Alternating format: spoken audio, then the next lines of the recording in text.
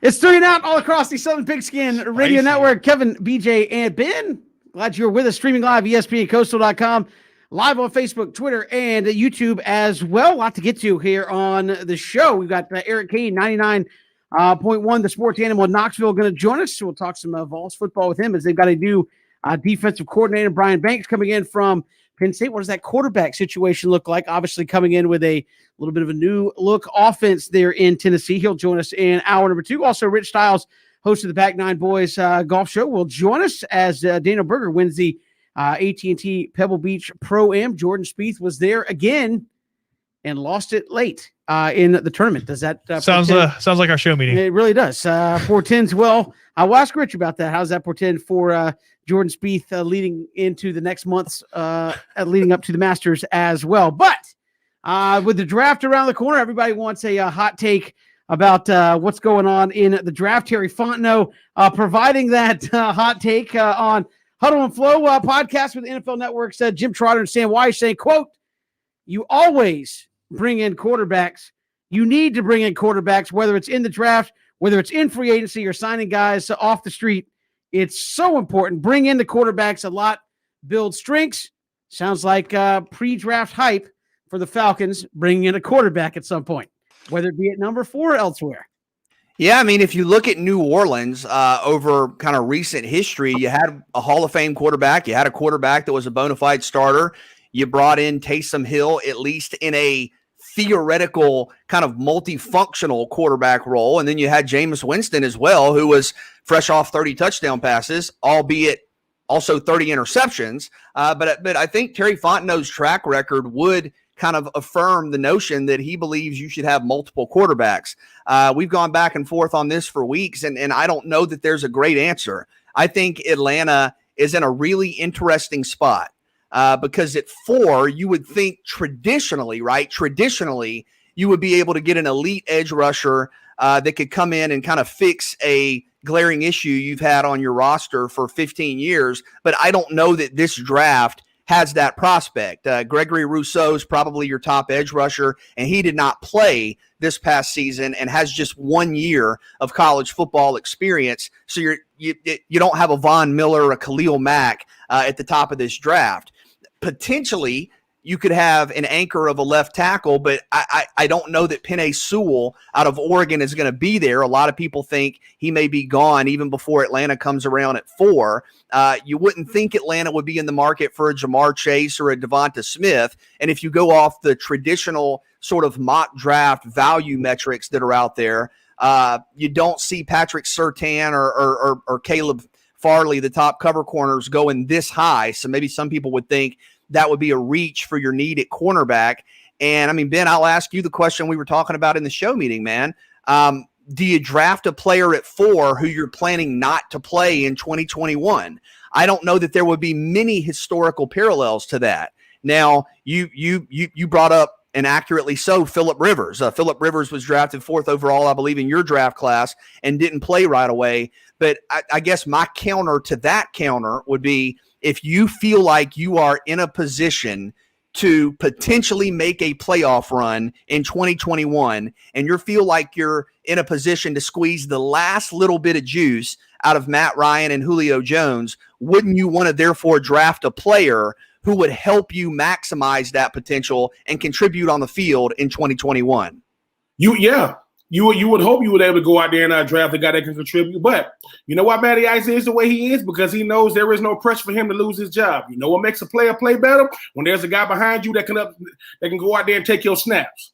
See, the thing about really, really good quarterbacks, you know why Eli Manning played the way he did? Because he knows there wasn't no consequences. Yes, you go back to that 2004 draft. Phillip Rivers didn't play for 2 years.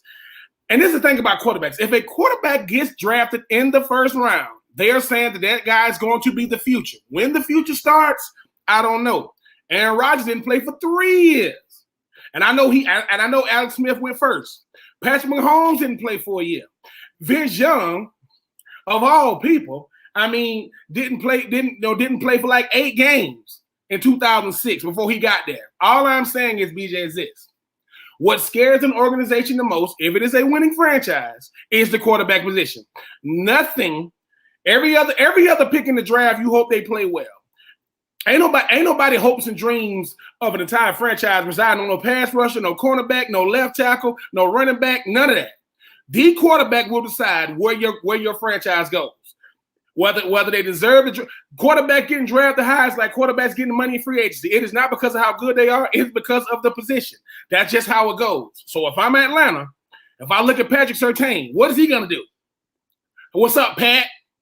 That's it. Even if he plays well, it's not going to matter. If you go out there and get Gregory Rousseau and those guys. So I do agree with Fontenot is he's saying, all right, I had two quarterbacks behind Drew Brees. Think about this. I had Taysom Hill and I had Jameis Winston.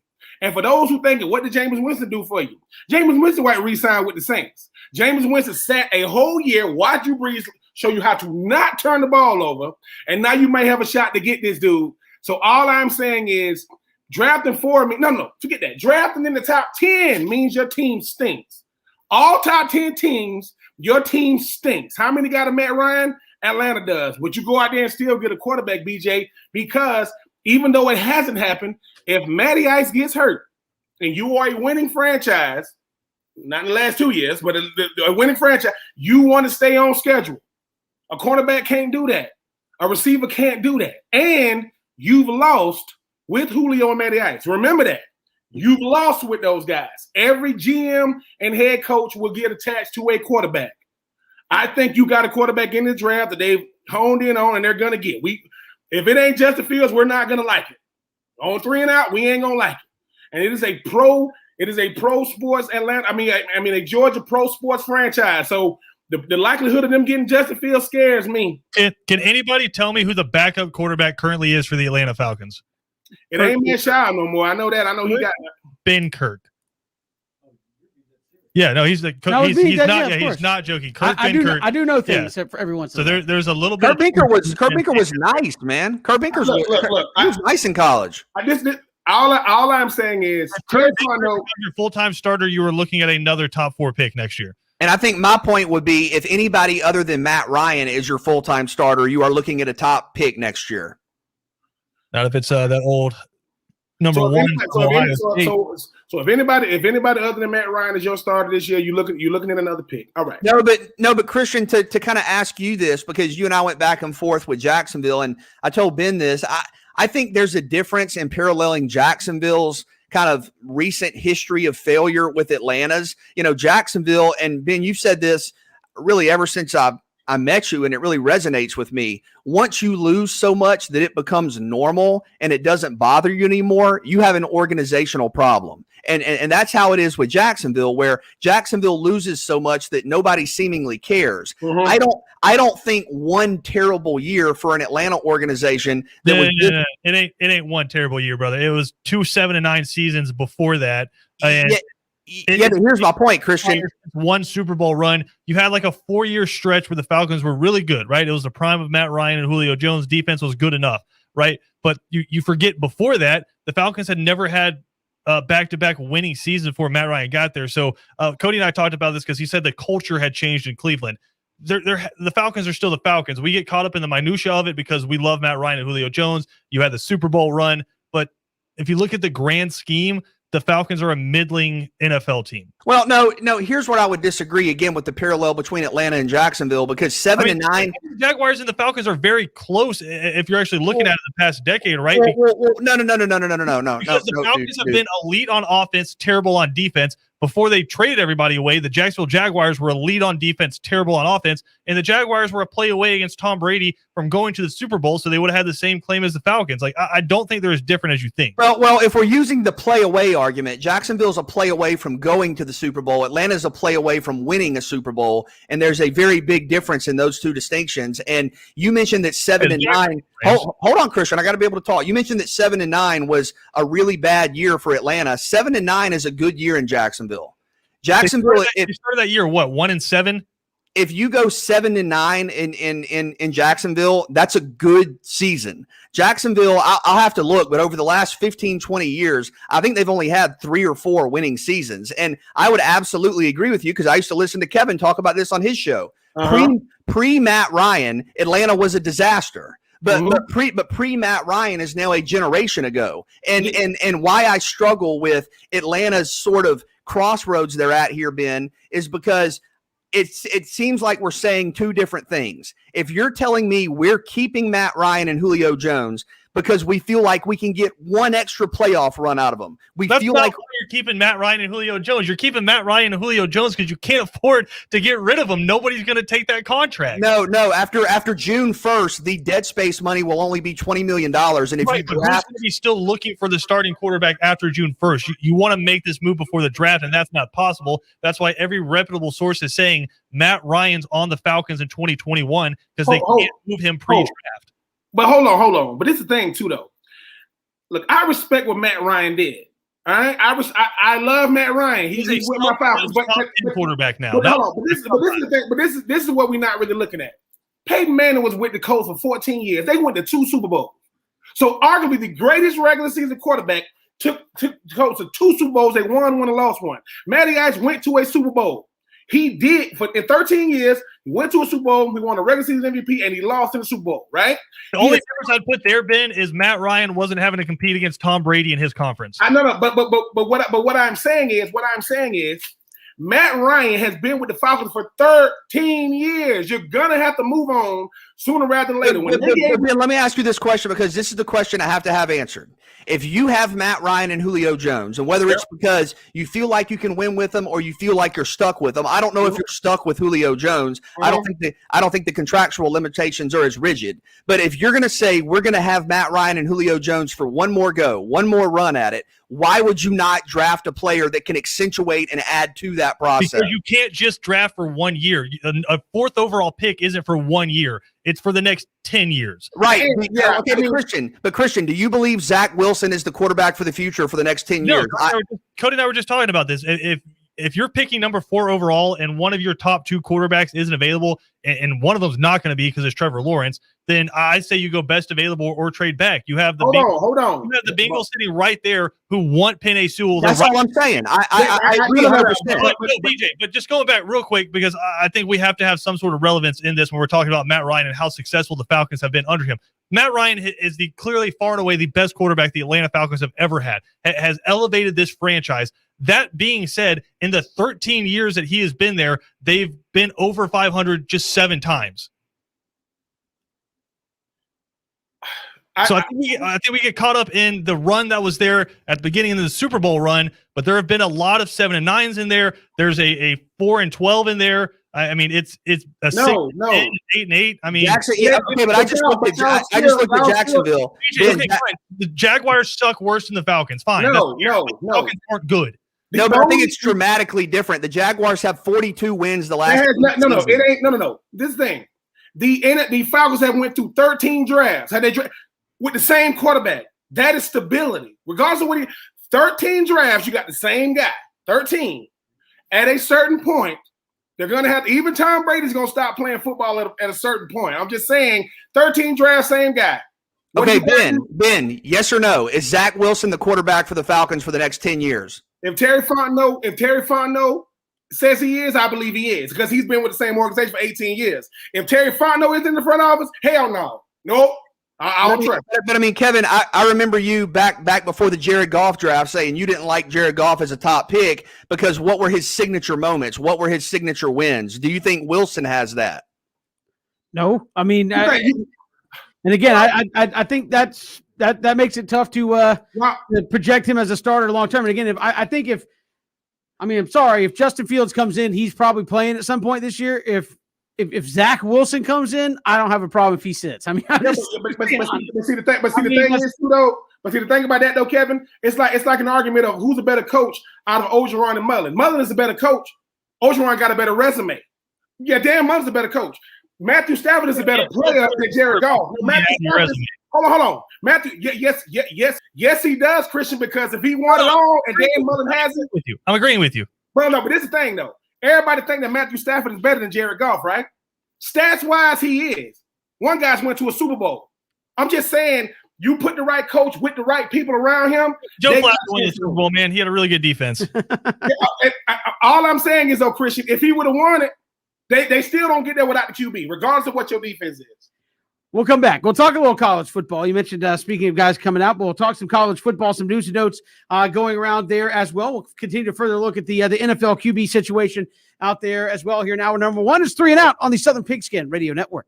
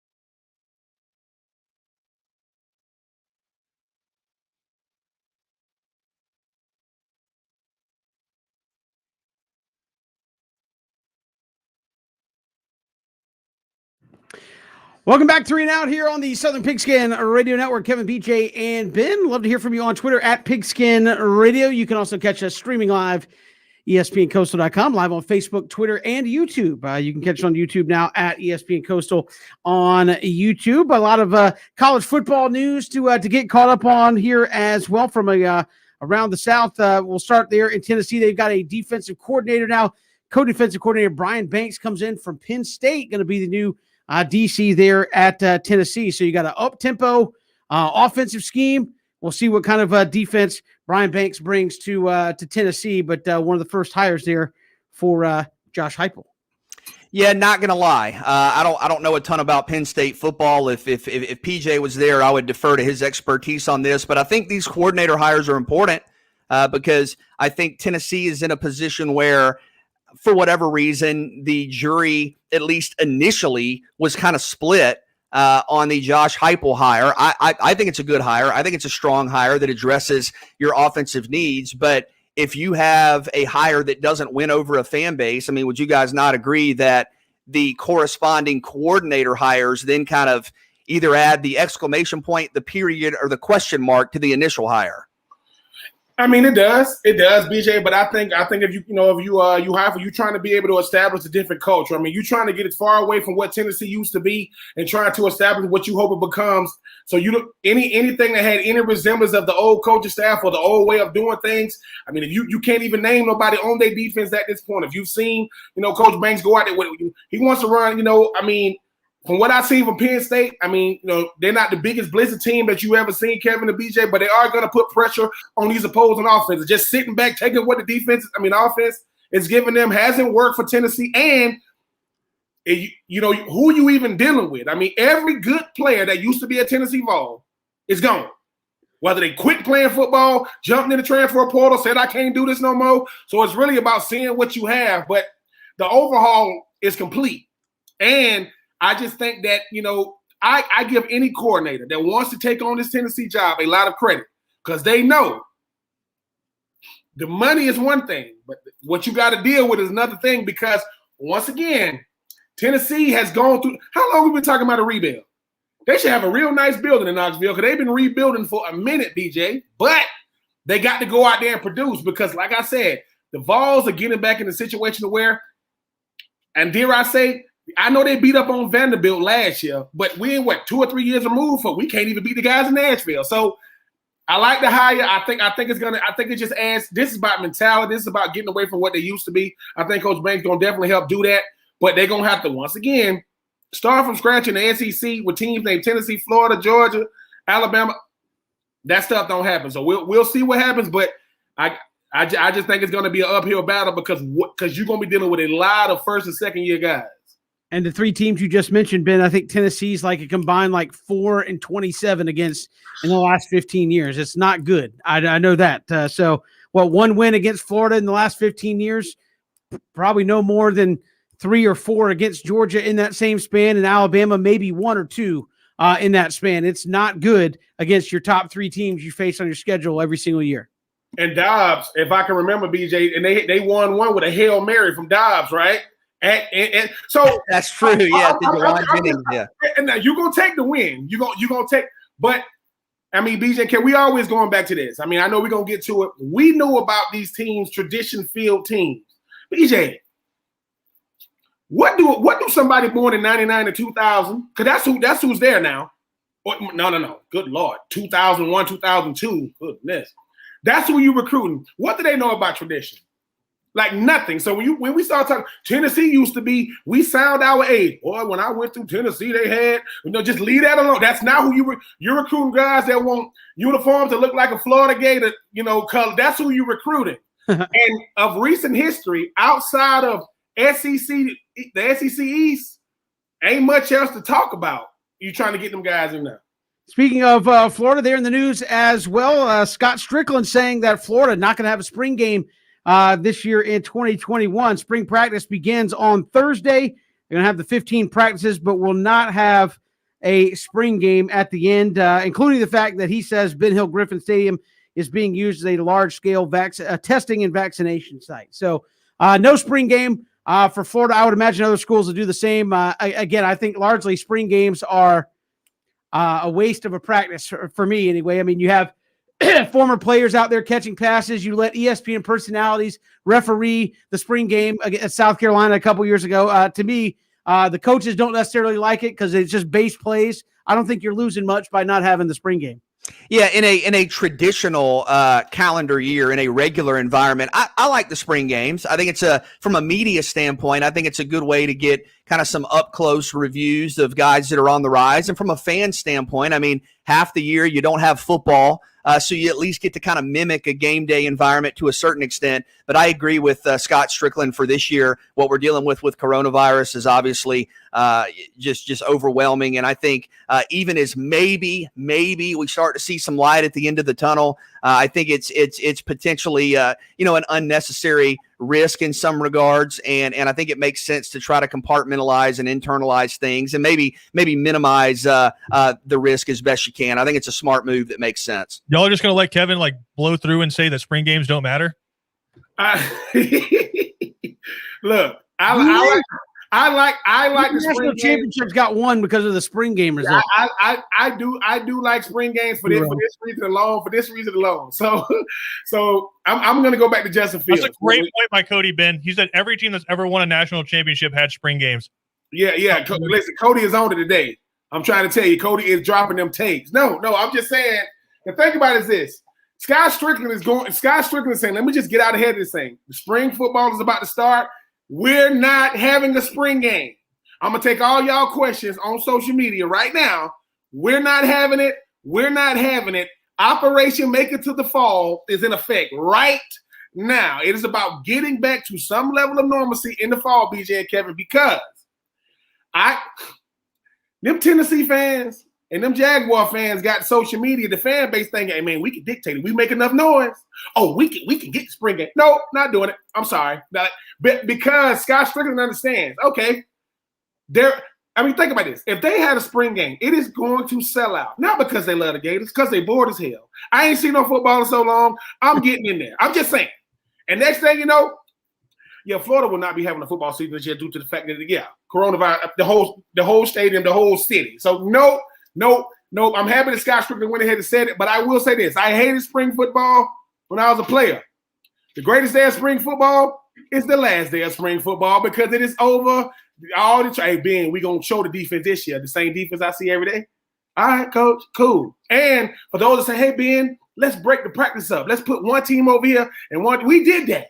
We broke up the teams. I say, hey, man, y'all come in after us. They say, hey, man, how was practice? Enjoy yourself. It was rough. That's all I remember. So, yes, Kevin, you made a good point. Spring games are for, these crazy people sitting in their basement talking about, oh, he ain't that good. Little, he ain't even make the throw. They just want to come out injury-free. This year, we want to come out coronavirus-free, people. That's the goal. Sorry, fan base. And I'm talking to Florida. I love y'all, but y'all got a problem. Calm that stuff down, man. No, Kevin, you wasn't on social media. Scott Strickland might have to get security. That stuff they were saying to him on social media. So one dude put, I live in your neighborhood. What? I'm just saying. It got crazy. It got crazy on social media today. Yeah, spring game doesn't matter. I mean, it really doesn't. It's more important what happens in those 15 practices as opposed to the spring. I'm sorry, Christian. Name all the teams that have won national championships that didn't have spring games, Kevin. No, it doesn't matter. It's going to be one this year. You know what? For everyone, you're calling the Gators national championship? No, that's okay. If that's how you're going to play it, for every one you can name, I can name 129 that didn't. How about that? When I was in middle school, I went to a spring game at Florida State where a walk-on running back named Slade Little Bit Douglas rushed for 140 yards. We'll never forget that. No. How many yards did he rush for in the season? No. Zero. My last spring game, Ray Snell, the brother of Shannon Snell, got so mad that he's camped down the sideline of fullback that wasn't throwing him the ball. So he hit D. Lee so hard that D. Lee yells out, somebody just got the hell knocked out of him. Then he goes, where my helmet at? Helmet went like 50 yards down the field. So after that, the defense told the offensive coordinator, you better get the quarterback out of here. Because they was hitting the quarterback like he didn't have a red jersey on. So I'm telling y'all, frustration will be very high this spring. There will not be no spring game. Why did I have to not be in college when there wasn't no spring game? Man. We've got more to come. It's 3 and Out all across the Southern Pigskin Radio Network. We're streaming live ESPNCoastal.com.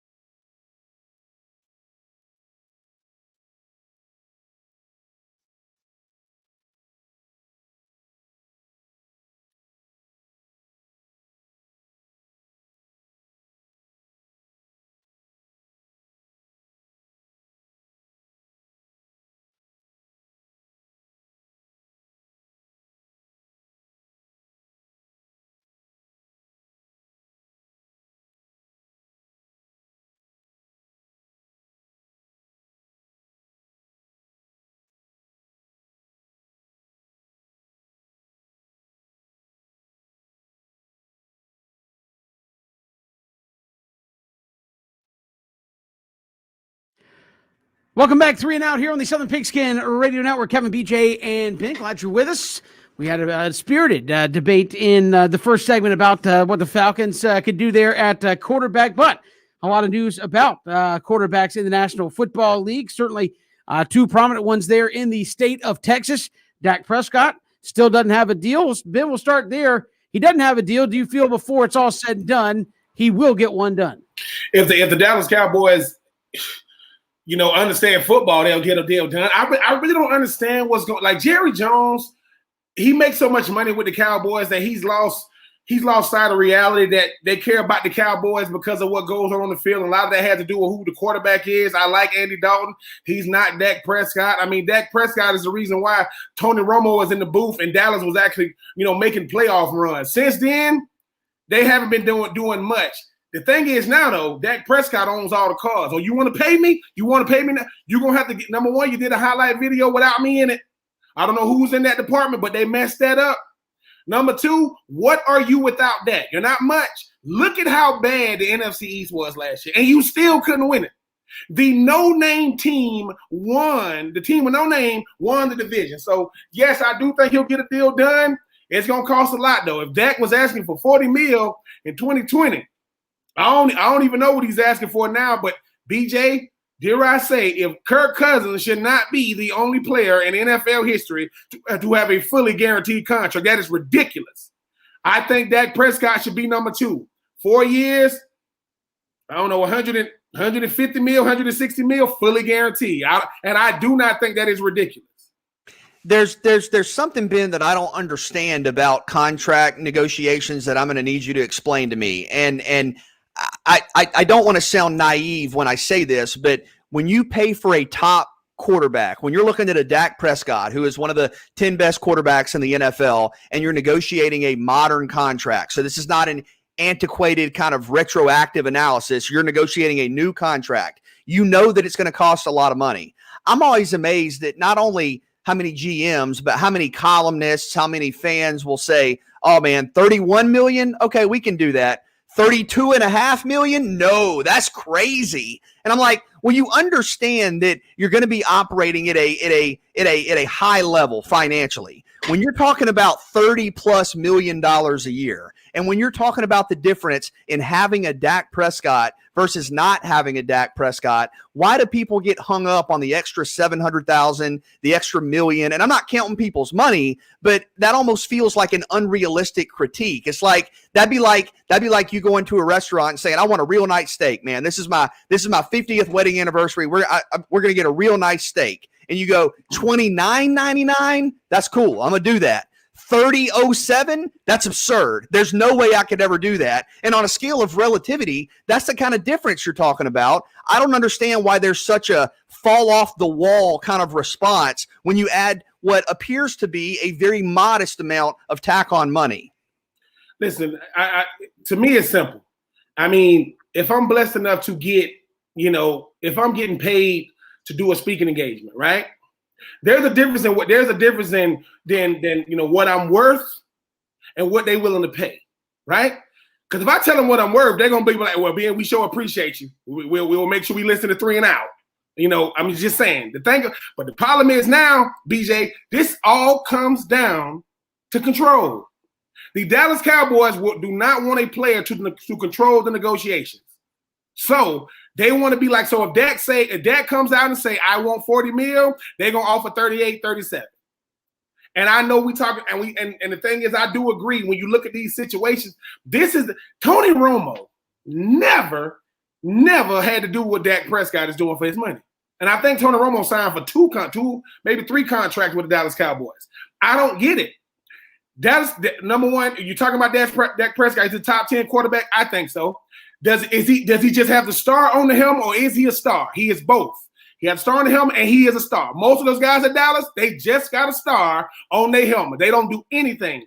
Is he a reason why people watch? People completely forgot about Zeke in 2020 because he didn't do nothing. But now, Dak Prescott was willing to negotiate when the price was lower. Well, last time I checked, the salary cap has gone up, and so has the price. So if I'm Dak Prescott, I'm using my leverage because once again, The reason why superstars shouldn't take less because that's what they're going to do to the next superstar. Kirk Cousins got almost $90 million fully guaranteed. Kirk Cousins did. What do you think you're going to have to give Dak Prescott? So I just think that now, BJ, yes, I mean, they're going to have to just relinquish some of that control. Jerry Jones is going to have to understand if you want to keep this guy, it's going to cost some cheese. Stephen Jones, the president, he don't get to do nothing. I mean, I don't even know why he do press conferences, but it's going to take a lot of money, BJ, and I just think they're going to have to loosen that control some because Jerry Jones, he's supposed to be this great negotiator. If you are, then act like it. And speaking of quarterbacks, Deshaun Watson, also there in Texas, has a lot of he has a no trade clause, has the power there to say, nope, don't want to go there. Can kind of dictate where he could possibly wind up. The Texans, at least the new folks in charge, say, look, we don't want to trade him. How do you think this ends up? Ben, obviously he wants out. The new coaching staff and the new regime's like, no, we want you here. How do you think this plays out? It's going to be a bad breakup. I mean, it's not going to be good because the Texans made it so. The Texans have some nerve telling Deshaun Watson to trust them. Based off of what? Why would I put my trust in y'all? I mean, what? You know, my old head coach, you know, he's gone. The new head coach, I don't even know how he looks. I don't even know who he is. I am getting better at my job. Y'all are getting worse, but I'm supposed to trust y'all. Why would I do that? And this is the thing about Deshaun Watson. People are going to talk about how much money he's going to have to give back if he doesn't play. Deshaun Watson, in my opinion, is definitely not going to be a Texan anymore because even if he comes back, look at what has happened to the locker room. It's torn. And I think now, BJ, he's gonna have to get creative in his approach this offseason because I'm not a fan of giving money back. And they're gonna fine him ridiculously until he comes back. Especially when, you know, mini camps and all that kind of stuff come. But it's not gonna end well because of the Texans. If you're not listening to your franchise player, what are you doing? Doesn't mean you're gonna do what I asked, but at least you can honor what I'm saying. Go out there and interview certain guys. So for me, it's going to be a bad breakup because the Houston Texans has proven one thing. They are a bad, or this is the same organization that called its players inmates. You can't let the inmates run the prison. All this stuff is going on. The same organization that got rid of got rid of DeAndre Hopkins. So, and you got a quarterback who had no receiver make the Pro Bowl. No receiver was in the top 32, and he led the league in passing yards. And you don't want to do right by him. So I hope Deshaun Watson knows what type of plan he's going to have moving forward. I do agree with something Christian said before the show. I wouldn't tell the Texans nothing about the team I want to go to. That ain't y'all business. Y'all ain't finna ruin it for me. Go out there and trade me, let me go, because the last thing any team wants is a disgruntled superstar. It's going to have a trickle-down effect in the locker room that may disrupt the whole season. Yeah, I don't know how this resolves itself. I tend to think like you do, Ben. I think this is going to end poorly, at least from the standpoint of the Houston Texans. They have not treated Deshaun Watson right. They have not solicited or valued his opinion. I mean, you look at the moves that have been made; it's been dumbfounding. So I don't know. I mean, I think there are a number of different ways. I mean, Ben, I'll ask you as a former player, man. I mean, can Deshaun Watson be, I guess, reconvinced with kind of new leadership at head coach, new, I guess, practices that Houston is the place for him? Anything's possible. But the thing is, BJ, nothing around me is familiar. Like nothing. What about this Houston Texans organization lets you think they built to win? The only thing they have is Deshaun Watson. And Deshaun Watson is just going on with a trend when you talk about superstars in Houston. Guys don't want to be there anymore.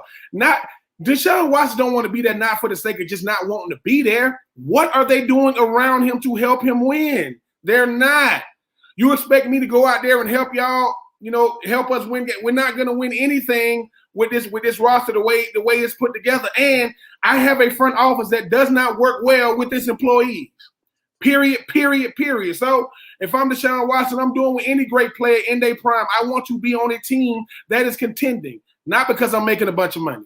We got one more quarterback scenario to work out here. What do the Falcons do with their potential draft scenarios? We'll get to that when we come back. It's 3 and Out on the Southern Pigskin Radio Network.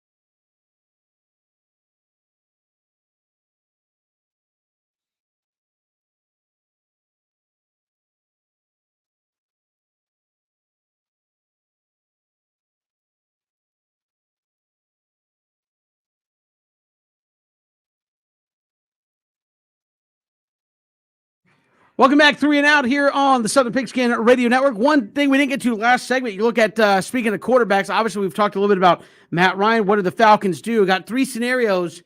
Which do you think's most likely here for the Falcons? You draft a QB at 4, and he sits behind Matt Ryan.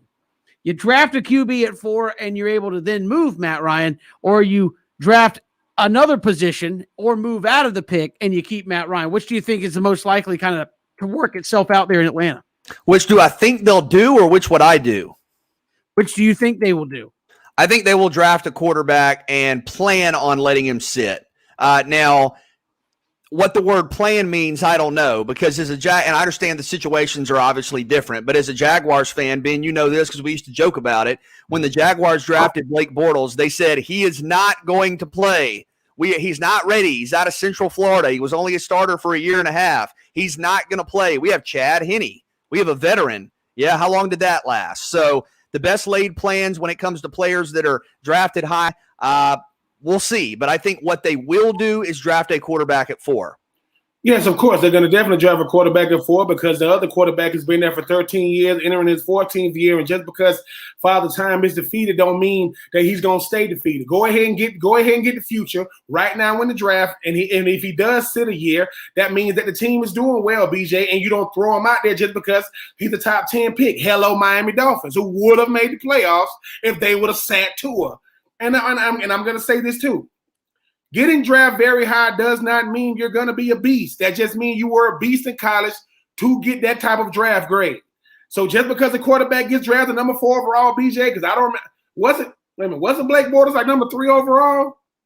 That is ridiculous. So all I'm saying is it is not, it's a crapshoot when you get these guys. But because the other quarterback is entering year 14 and every GM and head coach gets attached to a quarterback, and there is one in this draft that you like, go ahead and get him.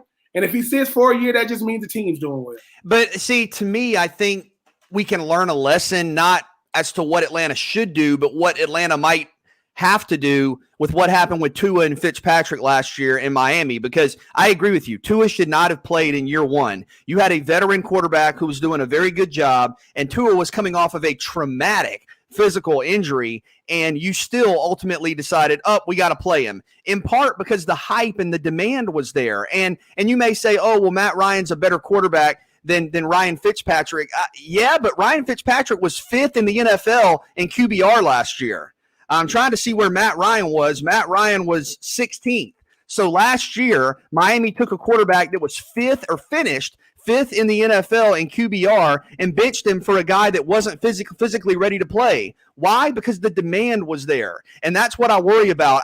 Even though I can appreciate the plan, Ben, of, hey, draft Zach Wilson. I hope it's Justin Fields, but draft Zach Wilson and don't play him all year. I think that's going to be a hard guideline to stick to. Terry Fontenot knows what he's doing. Terry Fontenot spent 18 years with the New Orleans Saints organization and worked his way up to the general manager position. He's the guy that was highly – they wanted him more than they wanted Arthur Smith.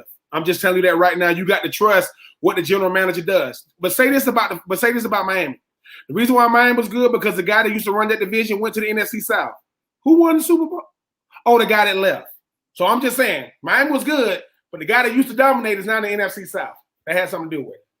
I got to break in here with some breaking news, Kevin. We like to give the Gators a hard time because they don't schedule tough out of conference games. Well, Florida State does. Oh, wait, they don't. It's Duquesne and North Alabama Lions added to Florida State's future schedules in 2022, 2023. Breaking news I here. have to throw that at BJ as we hit hour number 2. Around the corner, we'll take 3 next all across the Southern Pigskin Radio Network.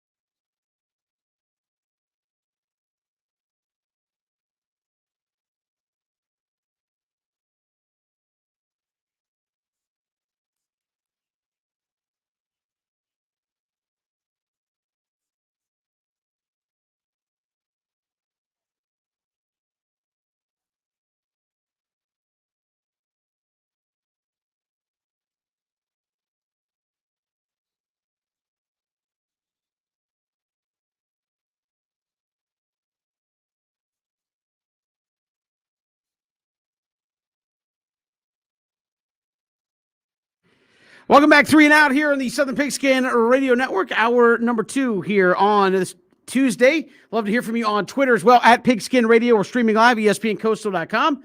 Also live on Facebook, Twitter, and YouTube. You can find us on YouTube at ESPN Coastal, and you can join us, like our stuff there on YouTube. We've got Eric Kane, 99.1, the sports animal in Knoxville, coming on. We'll talk about their new hire of defensive coordinator Brian Banks. How does Harrison Bailey and Hendon Hooker fit into Josh Heupel's offense there in Knoxville? Of course, we ran very up-tempo offense at UCF. Does that translate there to Knoxville? So he'll join us coming up here in hour number 2. But first, it's 4 o'clock. Let's take 3 here on 3 and Out. All right, the University of Miami tweeted out a picture with everybody, freezing yesterday in pretty much every state but Georgia and South Georgia and in Florida. They put a picture of the whole map of the country with all the freezing temperatures, and just simply typed LOL. It was 79 degrees in Miami. Is that really the best recruiting tactic ever, just pointing out that it's never cold where you're at? No, and I say that for a couple of reasons. One, 64 of Miami's players are from the state of Florida on their football roster. So if your number one recruiting pitch to a roster made up predominantly of guys from the state of Florida is, hey, it's warm here. Well, I think they know that. I think that's a part of their reality already. Secondarily, I think historically and currently, Miami's 2 biggest recruiting rivals are Florida and Florida State. And I think, though it may be a couple of degrees warmer in Miami, I think Florida and Florida State both, if you're pitching out of region players, have the good weather angle. Man, I've said this before. You guys know this. I think college football is better when Miami's great, when Miami's contending. And I think Miami's best pitch is its own history. You're talking about a program that in the 80s and the 90s pre-probation was revolutionary, changed college football, won at an unprecedented level. I know we don't have time to do it right now, but if you were to name the top 100 football players of the last 30 years, would 10 of them be from Miami? Would 15 of them? I mean, Miami is an absolute pipeline to the NFL. It has a history that, in terms of modern success, is pretty unparalleled. And I think that's your angle if you're Miami. Yeah, BJ. I mean, but think about who you catering to. I mean, the thing about it is I like that. I like that angle. I mean, when I got quote recruited to come to the Tampa Bay Buccaneers, the first person to call me was John Gruden. He said, "Hey, man, I know you're up there in Nashville right now. Oh, let me look out the window. What is it? March, 79 degrees and sunny. I don't know what's going on up there in Nashville." That stuff matters, BJ, because when you start talking about your rich tradition, these kids they recruiting were born in the 2000s. That's what they're talking to. They start saying, "I went to the University of South Carolina to speak," and the coach said, "Hey, man, I let Deion Sanders talk to the DBs." You know, they said, "Oh, some old dude that played at Florida State." He said, "I let Michael Jordan talk to the team." No, they said, "Oh, some dude that owned the Hornets, they suck." That does not matter to them. That what you said, some BJ, they'll say, "Man, the you is still the you." To you, me, and Kevin, because we remember I played against some of those teams. BJ, when in the last Miami is 2 years removed from going scoreless in a bowl game, you better talk about the weather. You better use what you have. Because Kevin showed me a quarterback from Connecticut on that roster. Most of those kids don't even know what Connecticut at. I'm just saying, use your weather. You got to use what you got, BJ, because you can't be going back 30 years to get a kid that wasn't even born to even understand that. Well, I mean, it also works in the reverse. Yeah, you have a lot of guys from Florida that come play at Miami. You say, oh, you're getting recruited by Ohio State. Well, it's pretty cold up there, in case you don't know. Rough. Why don't you stay here home? We're wearing shorts still. Yeah, two words. Black ice. If you've never experienced black ice, you have been blessed by a higher power. Because I lived in New Jersey and I didn't see black ice. Took my child to daycare, came out. I looked like the dude off of Home Alone. I went. I went up and landed. I couldn't brace for that fall. It didn't hurt, BJ, when I did it. But when you talk about that's when it got invented the next morning when I couldn't get up. Oh, man. All right, moving along, take two to more important questions that are out there. A very Christian take two today. Today is National Pancake Day. Define that perfect plate of pancakes.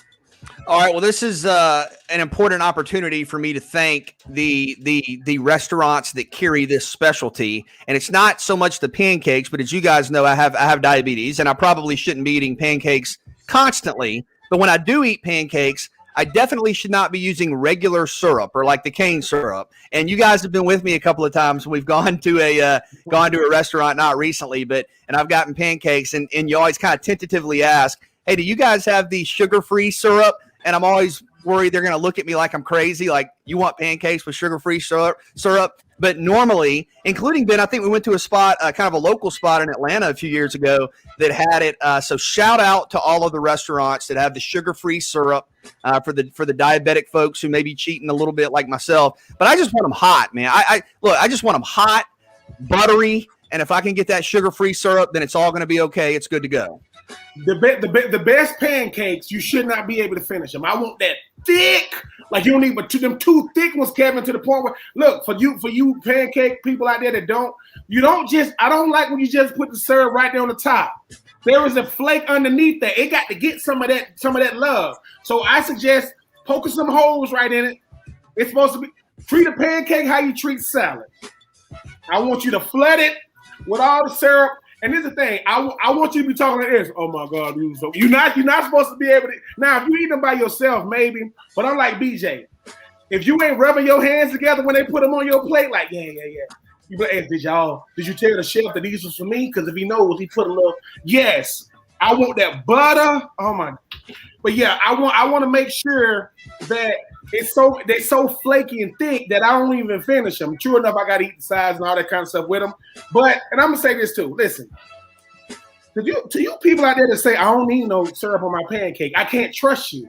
I do not trust people that do not put syrup on their pancake. You're crazy people, and I'm saying it right now. You can't trust certain people. With me, Kevin, too thick, too thick like pancakes. I don't like little itty bitty little. Don't give me them little baby pancakes. I'm a grown man. No.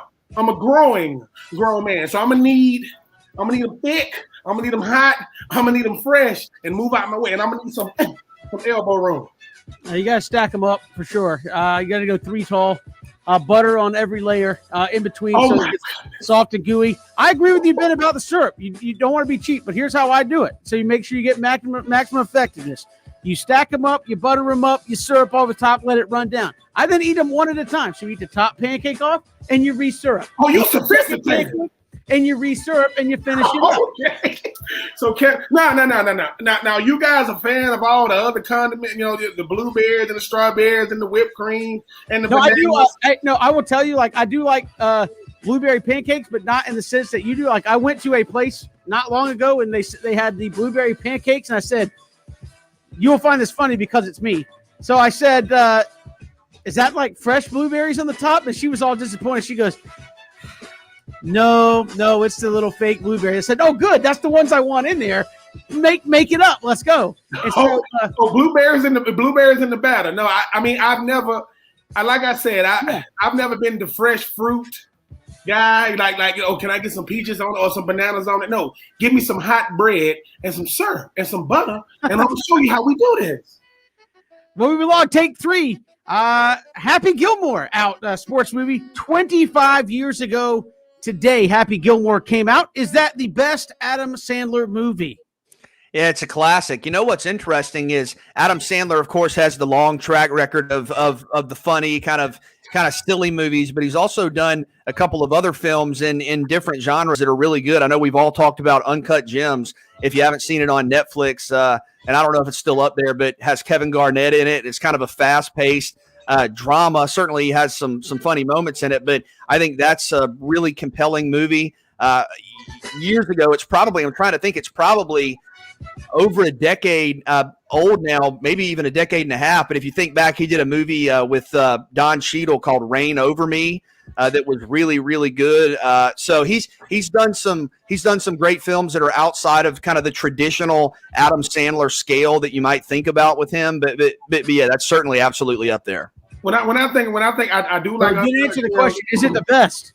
No. I will say no. It's not the best. I mean, I love Happy Gilmore. Obviously, I love The Longest Yard. Uncut Gems was really, really, really, really good. It's The Waterboy. Look, listen. Look, at the end of the day, you're gonna take a guy who him and his mom, he's a mama's boy. I mean, when you say things like, well, mama say, no, mama's wrong. No, fat boy, mama's right.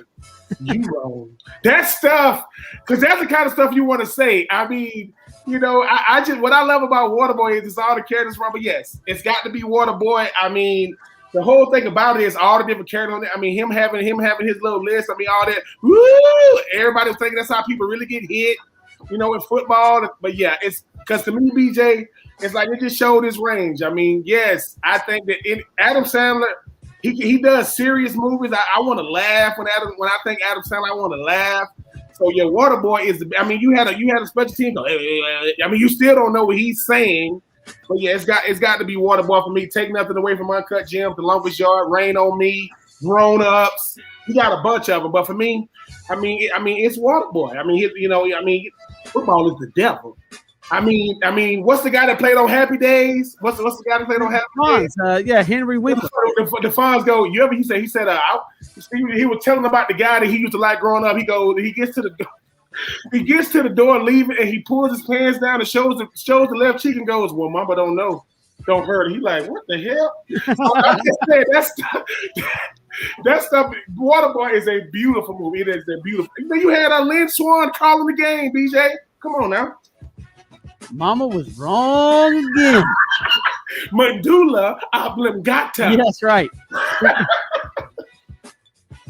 I'm saying, what about you, because they got all them teeth. I would know. Happy Gilmore's a good one. To me, it wouldn't be in my top 5 Adam Sandler movies, though. It's good. Waterboy's up there. I think Big Daddy's one of the all-time classics. I'd probably put that one number 1. I think that one is fantastic. Uncut Gems put me in the minority. I didn't like that one. I was like, okay. I mean, you had The Weeknd on there. I mean, you had Kevin Garnett on there. You had Trinidad James. BJ, you know who Trinidad James is? Oh, that's one of Kevin's favorite artists. Yeah, I thought Uncut Gems. It was compelling in that from when it first started to the midway point to the end. I thought I had a good sense of what was going on, but there was always surprises and it was dramatic. I mean, I thought it was good, and KG was great, man. KG was awesome. Yeah. I mean, KG, we want you to be in the movie. What you want me to do? I want you to be yourself. Oh, okay. Ben, for the record, I don't necessarily mean he was great at acting. Like, I understand he was being himself. I'm not saying he could have done a poor job being himself. I just thought kind of the energy and kind of the passion he brought to the film, and just the just kind of having him in it, right? Like, there's KG, there's him playing for the Celtics, there's his ring, there's his crew, there's his routine, there's his superstition. That was pretty cool. Yeah. Adam Sandler is one of the greatest screamers of acting. What are you? He's always screaming all this. What do you mean? That's what I know about Adam Sandler. So yeah, man. I mean, Adam Sandler's like a regular guy that just happens to be famous. They say Adam Sandler goes to like random like YMCA's and play basketball, just pick up basketball with people, BJ. So he is you, BJ, on the basketball court, and he's Kevin with the tube side. So he's a regular guy. He just has $70 to $80 million in the bank. That's all. I think he's a little past regular. We got more to come. That's Take 3. We do it every day. This time it's 3 and Out. All across the Southern Pigskin Radio Network.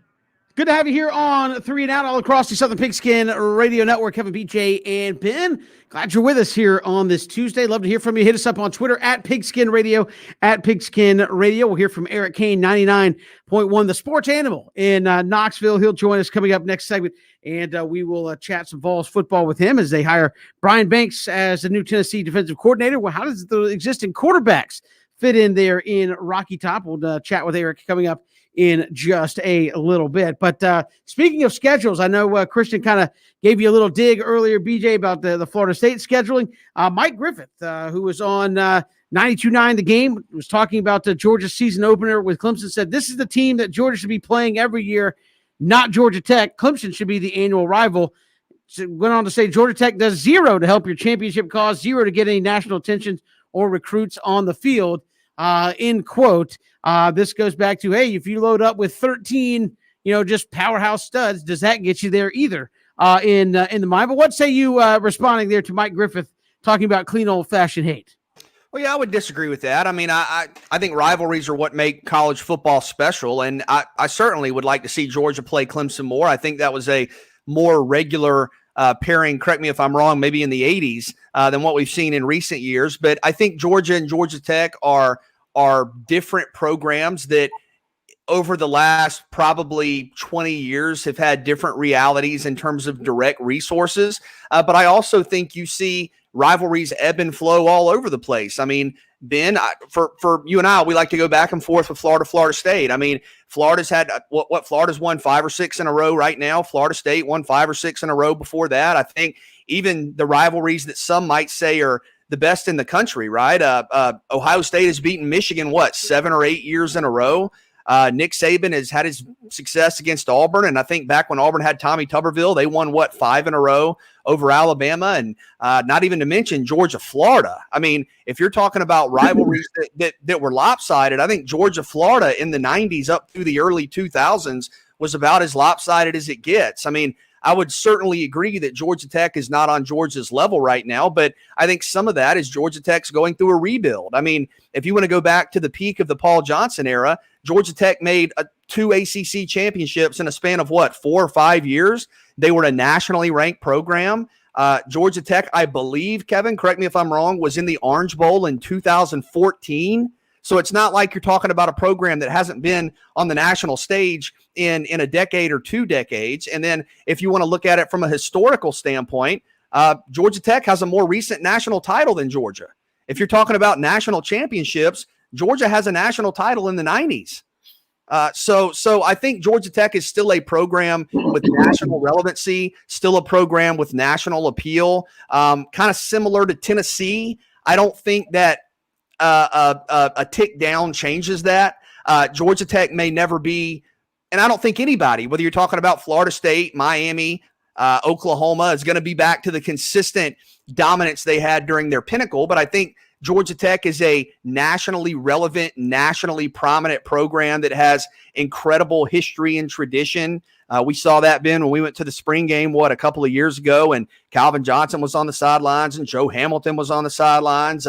You had a national award winner this past year. Presley Harvin won the Ray Guy Award. I think Jeff Collins has been recruiting at a higher level. Again, correct me if I'm wrong. I'm not as high on the recruiting stuff, but I think Georgia Tech has had back-to-back top 25 recruiting classes. And, to me, it's a game that I look forward to every year, even if I feel like Georgia is the clear favorite. I'm a big fan of Georgia Tech's history. I think Jeff Collins has them moving in the right direction. And I understand their conference games, but if you want to talk about games that don't do a ton for Georgia's overall profile, I mean, most of the games in the SEC are that way.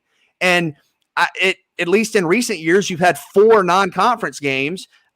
More years than not, 3 of them have been kind of nationally lackadaisical at best. So I think rivalries are good for college football. I think Georgia Tech is a prominent name around the country, even if they're not in the top 15. I think if you're in Los Angeles, if you're in Chicago, you're in Houston, and you mentioned Georgia Tech's football, that resonates with people. So I would disagree with that. I think Georgia Tech is good for college football. Of course it is, and that's ridiculous. I mean, Mike Griffith, these people trying to get clicks or shock value type statements. I mean, he's definitely going to get that. But when you start saying what Georgia Tech boosts the resume of anybody they play, Every single person that Georgia Tech plays, they're boosting the resume. Georgia Tech is a national brand. I get that Georgia of recent, yes, they've been in the top 4 and 5 every single year when it comes to recruiting and things of that nature. Georgia has a welcome to Atlanta sign on Georgia camp. Like, get out of here with that nonsense. I think, BJ, sometimes,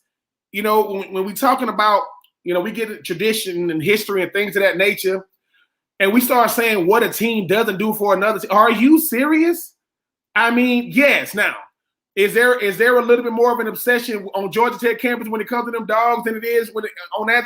It might be, but at the same time, when people start saying, "Oh, they don't need to play," no, because we gonna see if Georgia want to keep on playing Clemson for season opens. We gonna see how that goes, which that should be probably one of the best games of the season. But yeah, I agree with you, BJ. I mean, Calvin Johnson, first ballot Hall of Famer. College he go to? Oh, he went to Georgia Tech. Georgia don't want to start doing this. Like when you start, because the thing about it is BJ, yes, when you start talking about recent bias, well, everybody does that. Everybody want to jump on the train when it comes to this, that, and the third. But I'm telling you, and I know Georgia Tech fans don't want to hear this. Georgia Tech switching up their offense. Georgia Tech switching up what they do on defense. They're gonna be back, to win a game consistently here real soon. But Ben, can I ask you a question? And I understand Florida Georgia is a conference game, right? But to me, Kevin, I kind of think about the year-end rivalry games: Clemson, South Carolina, Florida State, Georgia Tech. I kind of think of them like conference games because they're regional, their backyard, their neighborhood, the fans intermingle. I don't know. We'd have to ask like Murray Poole to get the exact data, but when Georgia was really struggling against Florida, and Florida was dominating through the 90s up through the early 2000s, when you were playing Georgia, did you ever think, man, this isn't doing anything for our national profile? This doesn't matter. We beat them every year. Or were you thinking, dude, this is a rivalry game? Yes, I'll never do that. I'll never become that. They ain't doing nothing for us. What? Like they ain't because this is bigger than just like one game throughout the course of the year. One team, it's not you tied to each other. No matter how you trying to separate each other from things is what I think is it's crazy. So when you think about the Georgia Tech, people always seem to think, man, Georgia Tech ain't on Georgia level. I'm like, what? And the thing about it is if you want to start talking about facts now, because Georgia don't like them facts. If somebody says, all right, Georgia's been in a more recent national championship. Guess what? So is Oregon. They've been in a more recent one, but nobody remembers who lost. I'm sorry, that's just how life goes. I mean, Kerry Collins, who I got to play with in 2006, I say, hey man, I remember you in 2000, man, when y'all lost to the Ravens. He go, yeah, we don't really want to talk about that. I'm just saying, BJ, the thing about the Georgia fan base or the Georgia beat writers, or they get to thinking that, hey, I'm a part of the Georgia narrative. No, you're trying to get these moments as far as like saying something crazy. But I'm telling you this: when Georgia Tech get back to their winning ways, watch how much more pressure. Because BJ, if you talk about running backs, right? You talk about the running back room. Oh, Georgia Tech running back room is just as impressive as Georgia's. But people don't want to talk about that too. So yeah, we'll see what happens. Kevin, I know you grew up in Metro Atlanta. I do think it's kind of crazy sometimes when people talk about Georgia Tech as if their national prominence was like 1940, 1930. And yes, you had the John Heismans and you had all that, with the Ramblin' Wreck and all that way back in the day. But when people think about, hey man, Florida State, Miami, Nebraska, Tennessee, they were winning national titles in the 90s, and it really wasn't that long ago. So was Georgia Tech. And I know it was at the beginning of the decade, but to me, if you win a national title in the 90s, that's a modern national title. That is a modern national championship. And maybe we could count it up during the break or get Cody or whoever's in there to check it out. But since 1990, and I'm trying to go off the top of my head, how many teams do you guys think have won national titles? So over the last, 30 years, 31 years, maybe 15? Maybe? Probably not that many since Alabama's won like 8. So well, that's what I'm saying. I mean, Alabama's got a grip. LSU's got a couple. Florida State's got a couple. Florida's got a couple. USC's got a couple. There aren't that many teams that have won a national championship since 1990. Georgia Tech is one of them. Georgia Tech has a modern national championship. Not an ACC championship, Mhm. not an Orange Bowl title, but a modern national championship. And let's call this what it really is. When everything switched, when everything from the BCS to the college football playoff, Georgia was trending upward, right? And I get that part. I get it. If Georgia Tech was trending upward right now, no, don't downplay it. And BJ, like I said, 30 years ago, Georgia Tech won a natty, right?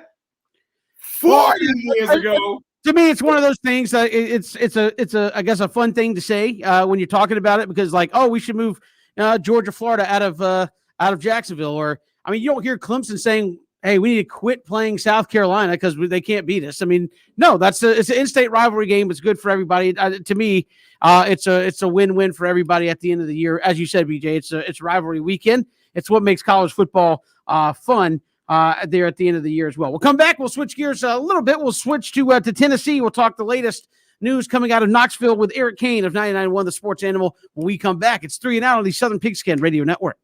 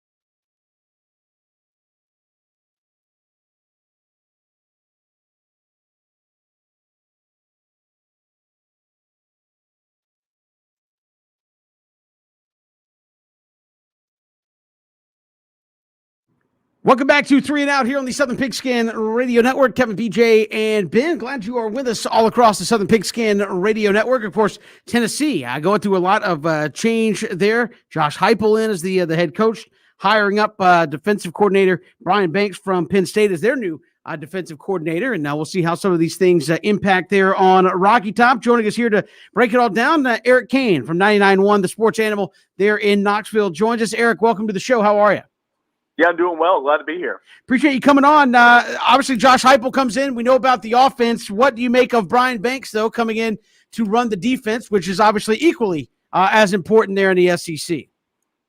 Yeah, obviously you got to stop some people, especially the Alabamas and the Floridas and the other teams, the high-powered offense in this league, like the Ole Miss. And, they're getting there that way too. So Tim Banks coming in, he's been the co-defensive coordinator at many different stops throughout his coaching tenure, most recently at Penn State. He's also held that title at Illinois, at Cincinnati. He was the sole defensive coordinator at Central Michigan, his alma mater, back between 2007 and 2009. So the worry there is that he hasn't called plays solely by himself in quite some time, but he's experienced. He's 49 years old. He's got a footprint all across Big Ten countries, so I think recruiting is going to be nice for that realm. He's coached in the city of Memphis as well. And so he's very, very well respected around the coaching communities. And, given where Tennessee was and, everybody that said no, I think this is about as good as it can be. So looks like Tennessee's got their defensive coordinator and excited to see what it looks like come spring practice. Now that the dust has settled some from the hire of Josh Heupel, and now that the staff has been hired to a certain extent, what is kind of the consensus of the new leadership crew from the Tennessee fan base? I think it's deciding for some fans right now, because here in Knoxville, the last two seasons under Jim Chaney's offense, it just didn't gel, and whether that was completely Jim Chaney's fault, whether Jeremy Pruitt had too much of a say in what was going to be run offensively, who's to know? But it was, Tennessee was scoring anywhere from 21 to 23 or 24 points per game on average the last two seasons. It wasn't exciting, and so you see everything that's happened down in Orlando under Josh Heupel at UCF. You see the up tempo, the points that have been scored, the efficiency rates on that offense, how incredibly balanced it is from run to pass. I think that's got Tennessee fans excited here in Knoxville, and it's not going to be an automatic fix. I don't think Tennessee is going to be averaging 30 points per game next season, but I think it's going to be better. I think it's going to be better right away from what it has been. And I think that the more this offensive coaching staff's here and starts recruiting the players that they want to be here, I think it's going to be some compelling football. But as you pointed out a moment ago, I think it comes down to, it'd be nice to score, but you've also got to make some stops here and there to be competitive in the Southeastern Conference. So I think fans at first might have been a little disappointed because for reasons, or not, whether right or wrong, this job was linked to Matt Campbell. This job was linked to James Franklin, to Tony Elliott. And then you settled for Josh Heupel. But I don't think it's really that at all. I don't think Tennessee's settling. I think Tennessee's got a pretty good coach given the circumstances of what's going on here in Knoxville. And Eric, even speaking of Jim Chaney, Hendon Hooker was expecting to be in that Jim Chaney offense, and then comes Josh Heupel. I mean, Harrison Bailey. You understand with Josh Heupel's offense, you got to have a mobile quarterback. Which one of those guys kind of fits his mold, or is Josh Heupel willing to kind of like cater to what his new quarterbacks do? Yeah, I think Harrison Bailey, he was a five-star prospect per Rivals, coming out of high school, Marietta, Georgia. Of course, you guys know that. And he got some run there towards the end of the season. I thought he looked pretty poised at times, and I think he's got a lot of room to grow. And I think he'll have a chance to play. But certainly, as you pointed out, I think a guy like Hendon Hooker, he's a graduate transfer from Virginia Tech. He's played in a lot of big football games. He has the ability to extend plays with his legs. He's got a strong arm. I think Hendon Hooker, simply because, mainly because he's older and he's more experienced, I think might be an early favorite heading into fall camp maybe. But a true freshman that's already enrolled on campus, early enrollee, is going to be there for spring practice. Caden Salter, he's a four-star dual threat quarterback out of Cedar Hill, Texas. He's a top 150 player. He won a state championship. He seems to be the real deal on paper, and it looks good on this highlight tape. Of course, all that changes once you put on the pads and you start going up against grown men. But Caden Salter is getting a lot of hype coming into Knoxville as well. I think he's a really, really good fit for this offense. Very smart kid as well. And one more name I'll throw out there as well, Brian Maurer, who's going to be a junior, this time next year.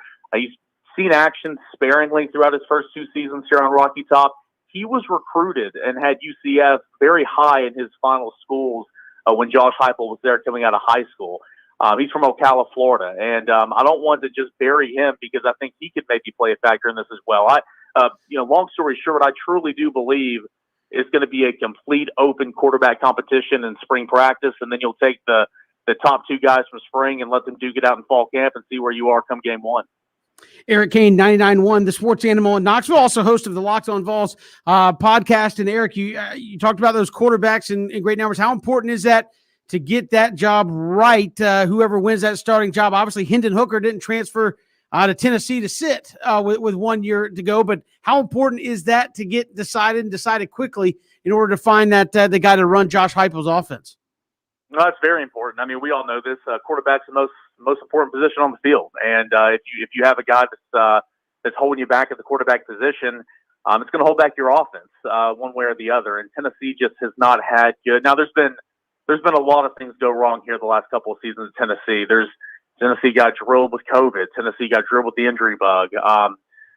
Some opt-outs here and there, and inconsistent play. Nonetheless, there was a lot of issues going on here at points in time the last couple of years. But the biggest issue was quarterback play and Jerry Garantano, who was just never consistent.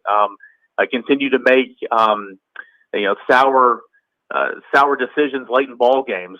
We've all seen the highlight tapes for other teams regarding the pick sixes. It just wasn't good. It was that was the biggest thing holding back this offense at times, and so it's very important to get the right guy to kind of solidify that spot and give yourself a chance. And so, I think Tennessee, you've got some playmakers on the outside. You've got some really skilled wide receivers.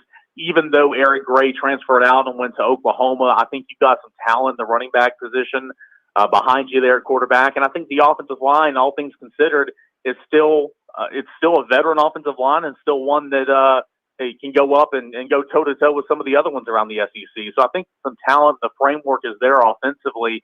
You just got to find that right guy at quarterback in order to make it all click and kind of see what happens. And so you've lost a lot of talent offensively the past couple of seasons, especially to the transfer portal here recently. But there is still some talent here on the offensive end, and it's very important to find that quarterback to kind of see how it goes. A follow-up to that is you have a lot of SEC teams in transition right now. We're all trying to get a feel for who kind of the next wave of stars are at some of these schools. Given how hard Tennessee has been hit by the transfer portal and some guys moving on, who are the kind of the stars, the leaders, the names to know, you think, for Tennessee moving forward? Yeah, so, I mean, a couple of weeks ago, it'd be easy to say, Henry Toll to a linebacker. And, of course, he might already be considered by other fan bases as a star in the SEC as a sophomore linebacker. But he hit the transfer portal, and though he hasn't selected a destination yet, it looks like it's slim that he would return to Knoxville. But with Henry Toll out of the mix, you look at a wide receiver by the name of Jalen Hyatt. Very, very nice skill set, very quick, good. Stretching the field vertically and horizontally, just finding a way to get him the ball in space. He really came on the last couple of games here in 2020. So Jalen Hyatt offensively would be my guy. And then defensively, again, you've had some guys leave for the portal, leave for the draft early, just kind of move and transition. But I look at a guy on the edge and a guy by the name of Tyler Barron. He was a true freshman last year from Knoxville Catholic High School, just right down the road from campus. And he picked up a couple starts last year because Tennessee had to dismiss one of its outside linebackers. He played a lot. He really started to get better and better each and every game that he played. Now he still has a lot of improvement to go, but I look at a guy like Tyler Barron as a guy that can maybe jump onto the scene here in 2021 that season. And you still have a senior coming back at quarterback in Alontae Taylor. He has played a ton of football under Jeremy Pruitt. He was, brought in Jeremy Pruitt's first recruiting class and played immediately. And he's a senior. He'll be returning, and I think he'll be one of the leaders back there in the secondary. I mean, Eric, for my time in Tennessee, you got Chattanooga, you got MTSU, you got TSU, you got Austin Peay, you got Memphis, you got Vanderbilt, you got the Titans. But all those things used to fall short to the Vols. I mean, when I played against Peyton Manning, when he came from the Colts, people are still cheering. I'm like, no, he played for the Vols. Now he got Indianapolis on his chest. Are the Vols still the cream of the crop in the state of Tennessee? Yeah, absolutely. I mean, it's always about the Big Orange. You know, we've got incredible fans all across the state of Tennessee that, you know, stream our shows out in Memphis and Nashville, all across this region. And, you know, the Titans are, you know, number one in Nashville, of course, but there's still a huge ball following there in Nashville, as is in Memphis. And it's always about what's Tennessee football looking like right now. You got a top 25 basketball team with Rick Barnes right now at UT, and they're fun to watch. But still, the number one, the A topic every single morning when we come in and do the show is Tennessee football. What's recruiting looking like right now? What's spring practice? What's the outlook there? And so people love the University of Tennessee, and so getting that fixed, it's been this process the last about 13 years of trying to bring it back and solidifying that brand again in college football. That's the task for Josh Heupel. That's the task for Danny White, and they're certainly going to try to use all their resources to bring it back, because I do think that, you know, Tennessee, it's lost some solidity, some name recognition in terms of college football here in the last decade plus. But I think college football is better, and I think the SEC is better when Tennessee is competitive. Back in 2015 and 2016, the 2 years in the last 13 or 14 that seen Tennessee have a little bit of success, that was a lot of fun. I mean, I wasn't on the beat at that time, but I do remember following along, and that was a whole lot of fun. So I think the main objective is to get Tennessee back to being competitive and closing that gap against the Georgias, the Floridas, and of course the Alabamas you play each and every year. But a long way to go. But certainly Josh Heupel is up for the challenge. He walked into this not knowing exactly what's coming down from the NCAA and knowing how much of a rebuilding job it is. But he's excited about it. So we'll have to see exactly how he does. Eric Kane, 99.1, the sports animal in Knoxville, host of the Locked on Vols podcast, our guest here on 3 and Out. Eric, we appreciate the time. Thanks so much. Hey, thank you guys. Appreciate it. Appreciate it. And Tennessee, you just named Brian Banks, their new DC. They're out of Penn State, and we'll see how the quarterbacks fit in there into Josh Heupel's offense in Knoxville. It's 3 and Out all across the Southern Pigskin Radio Network.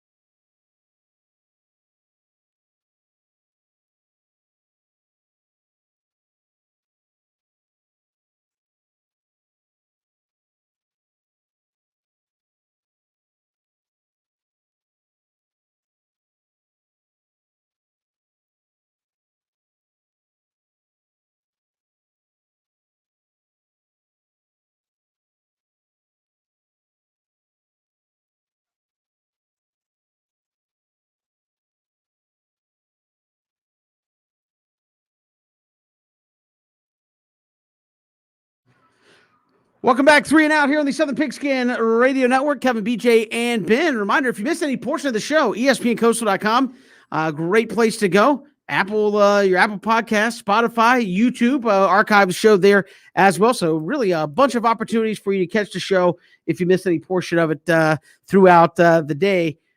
Make sure you do that at ESPN Coastal on YouTube. You can check that out. We'll hear from Rich Stiles coming up in the final hour of the program. We'll look at what the Falcons could do there at number 4. Terry Fontenot saying, hey, you always try to get quarterbacks. We'll re-hit that coming up in the final hour of the program as well. But quick before we have to step aside, Tennessee, we're just talking with Eric Kane. I mean, how long a process do you think this is going to be, BJ and Ben, to get Tennessee back to competing? And by competing, obviously, it means you got to beat Georgia, Florida, and Alabama, which you don't do with any kind of regularity at all. Yeah, it's going to be a long process, and I think sometimes when you hire a new coach, and fans don't love to hear this, but sometimes you have to take a step backwards before you can take a couple of steps forward. And Ben, I look at Mike Norvell last year. You know, when he came in, he had some situations on the roster that he had to address. He lost some guys that kind of set him back in the process of trying to move forward, and you kind of have to take a deep breath and look at everything before you can start walking, much less running. So I think it's going to take a few years for Tennessee. Yeah, I agree. And the thing about it is, you got to shift the mindset. The culture in Tennessee has been lost for a long time. Maybe Josh Heupel can do that. You hope he does, because BJ, they don't preach patience in the SEC East. No, they certainly don't, and we'll see what happens with Josh Heupel and how much time does he get to get that system up and running. I mean, Central Florida, one of the fastest teams in college football in terms of number of plays they ran and how quickly they snapped in between each play. If you ever watched them play under Josh Heupel, it was really, really quick. We'll see how long it takes him to instill that. We'll come back. Rich Stiles, host of the Back Nine Boys Golf Show, will join us final hour next.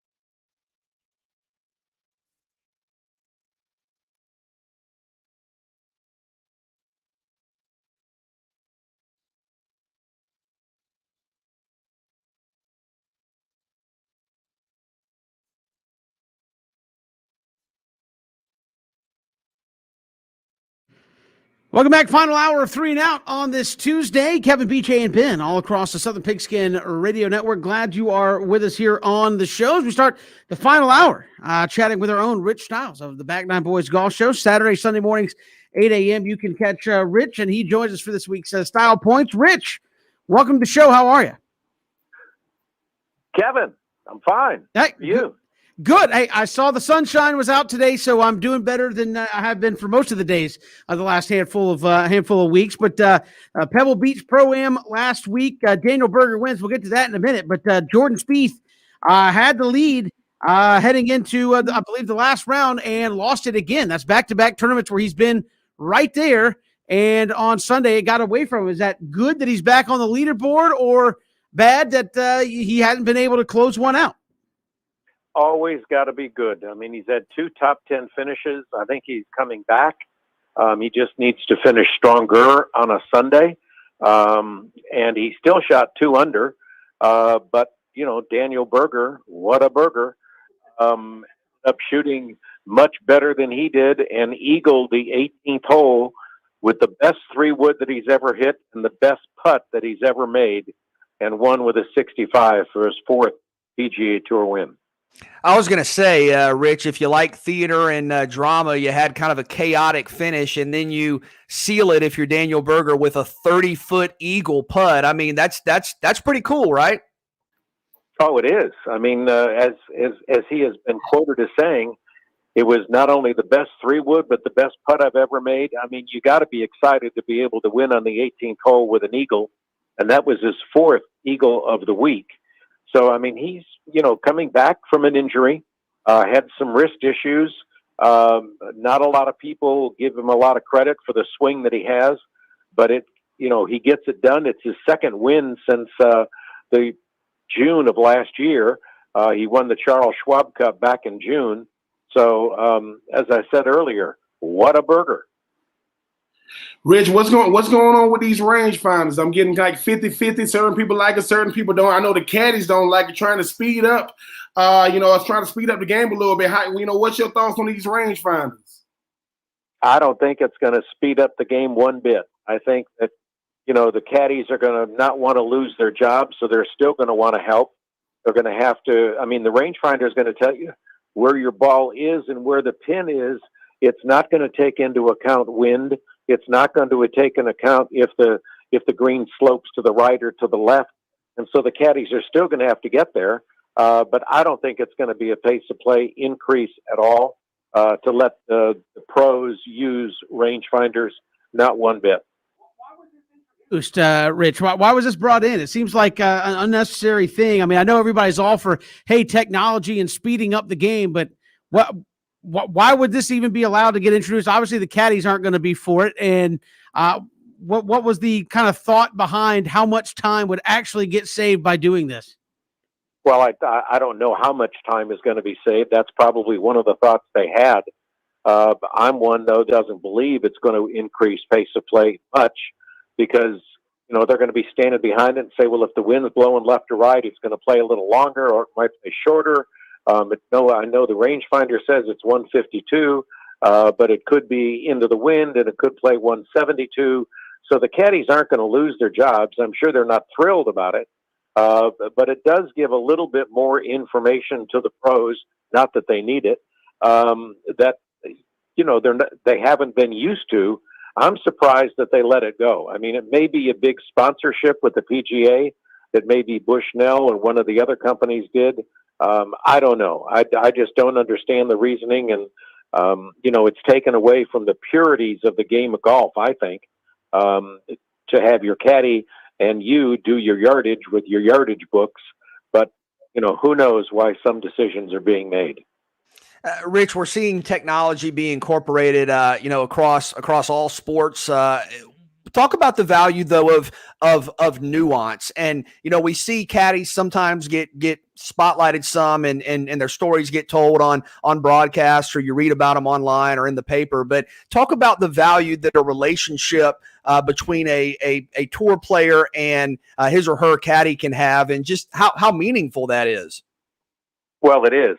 It's very much like a marriage. Sometimes you're spending more time with your caddy than you are your family. But that relationship, like take Paul Tesori and Webb Simpson, take, some of the other caddies that have been with their players a long time. It's just wonderful to be able to go out there and trust each other, talk about life, talk about your kids in between shots. It is a wonderful relationship when it works. When it doesn't work, the pros are going to blame the caddies for them not producing and not doing things. And, who knows why they make changes, and they're going to blame it on the caddy that they haven't placed or had a win in 5 years. And Rich, I just saw recently Rory McIlroy got elected PGA Tour Player Advisory Council Chairman. Will succeed Jordan Spieth, a 3-year term. It sounds like we're talking more politics than freaking PGA. When it comes to a guy like Rory McIlroy, is he really going to have a say so to where the PGA is going to actually work with him, or is he just a face that get to go to the meetings? I think Rory is in a nice position now that I think he's relaxed. He's got a family. He's got a child. I think Rory just needs to go back and free will it, so to speak, and be able to play like he used to with his swing and trust his putting, which I don't think he's been doing. I think he's been struggling a little bit trying to trust the putter.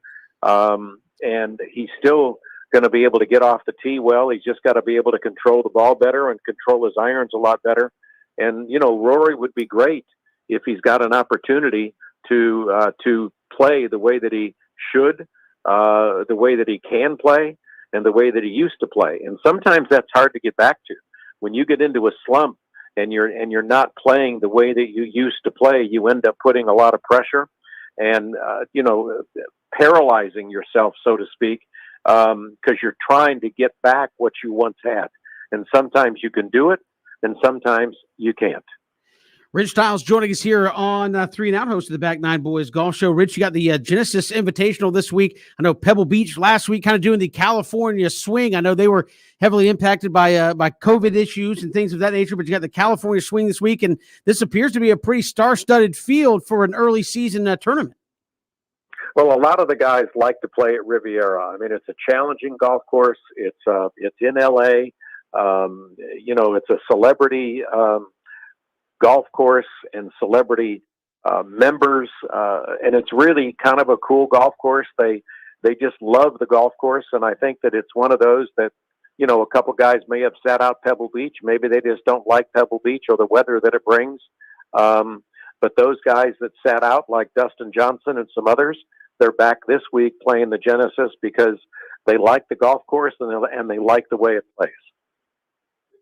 To the Back Nine Boys Golf Show, our guest here on 3 and Out, Rich. Appreciate the time. Thanks so much. All right, guys. Take care. Will do. Rich Stiles joining us here, host of the Back Nine Boys Golf Show. As again, you've got the Genesis Invitational this week. Jordan Spieth, a couple of top 10s back to back. As again, you'd like to see him finish one of those up on a Sunday, BJ and Ben. But who's going to be the guy that kind of takes that mantle? We've seen various guys step up. Jordan Spieth did it for a time. We haven't really seen, obviously, expecting somebody to grab it like Tiger Woods did, going to be probably unheralded, but we haven't really seen a guy just take it and run with it for, a year or two, being that guy to try to knock off on the PGA Tour. Yeah, it's going to be interesting to see, and that finish at Pebble Beach was pretty remarkable, pretty dramatic. And Ben, I know you'll like this, but with Brooks Koepka and Daniel Berger, that's back-to-back Knowles winning on the PGA Tour. That's for you. But Kevin, I do think kind of the technological angle is interesting because that I am normally very much in favor of technological enhancements. I think replay, I know you guys aren't huge soccer fans, but replay has really enhanced kind of the accuracy of soccer matches. I think the number of reviews that we have in football are enhanced by the angles and the cameras at the goal line and the cameras on the markers in the end zone, or the pylons, whatever they're called. But those technological enhancements aren't meant to replace relationships, right? Like, I think technological enhancements that improve the ability to process information or improve the ability to make a call more accurate are one thing, but to use that in a way that it theoretically replaces the expertise of someone who not only knows the course, but correct me if I'm wrong, Kevin, knows the golfer as well. So when you're a caddy, it's not like you're only providing the down and distance, to use a football phrase. You're doing so through the lens of understanding what the strengths and weaknesses of your golfer may be. So it's a very nuanced, very personalized relationship. And I do think, even with the modest golf knowledge I have, I do think that's a pretty integral part of the game. You don't want to cancel each other. I mean, these are rangefinders. I mean, in a sense, you canceling out what you have the guy there for. And I do agree, BJ, when you talk, nobody has a closer relationship in sports than I think that maybe a caddy and a golfer, because they got to, like you said, you got to know their strengths, and really you got to know their weaknesses. That's why the caddies out there on the course before everybody else, seeing, what's going to be like, put their golfer in the best position to go out there and succeed. But one of my favorite movies is Tin Cup. And the reason why I like it is because when you look at we look at Kevin Costner and his caddy, they was best friends, but the caddy still knew him. Once he got away from what the caddy told him to do, he lost. And I think what happens is now is, you would think, BJ, as things of that nature, I think it's great to know how far it is and where it's going to land. But if you are a pro golfer, to be able to do what nobody else can do, if you take away the caddy, I mean, that's going to really, really hurt those golfers' games, and it's going to really, really hurt the game in general. We'll see what happens as they keep moving forward. We're getting close to about the 2-month mark for the Masters to roll back around on the calendar. Maybe even getting a little closer than that, about a month and a half until the Masters rolls back around as well. We've got more to come here on 3 and Out, all across the Southern Pigskin Radio Network. We're streaming live at ESPNCoastal.com.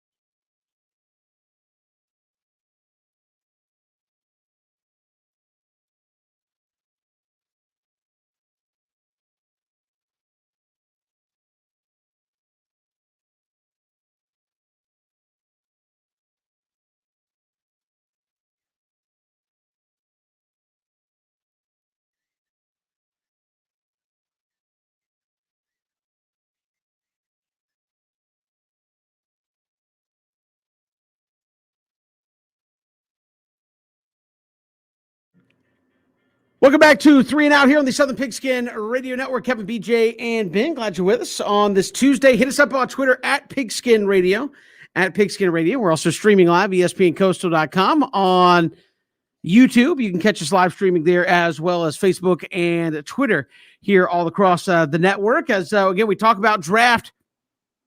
Looking at the big board coming up the draft, we'll talk about the Falcons. Terry Fontenot talking about quarterbacks coming up in just a little bit. But who are your top 10 SEC draft prospects as you see them right now, BJ and Ben, as we get ready, obviously, to get hot and heavy into draft season?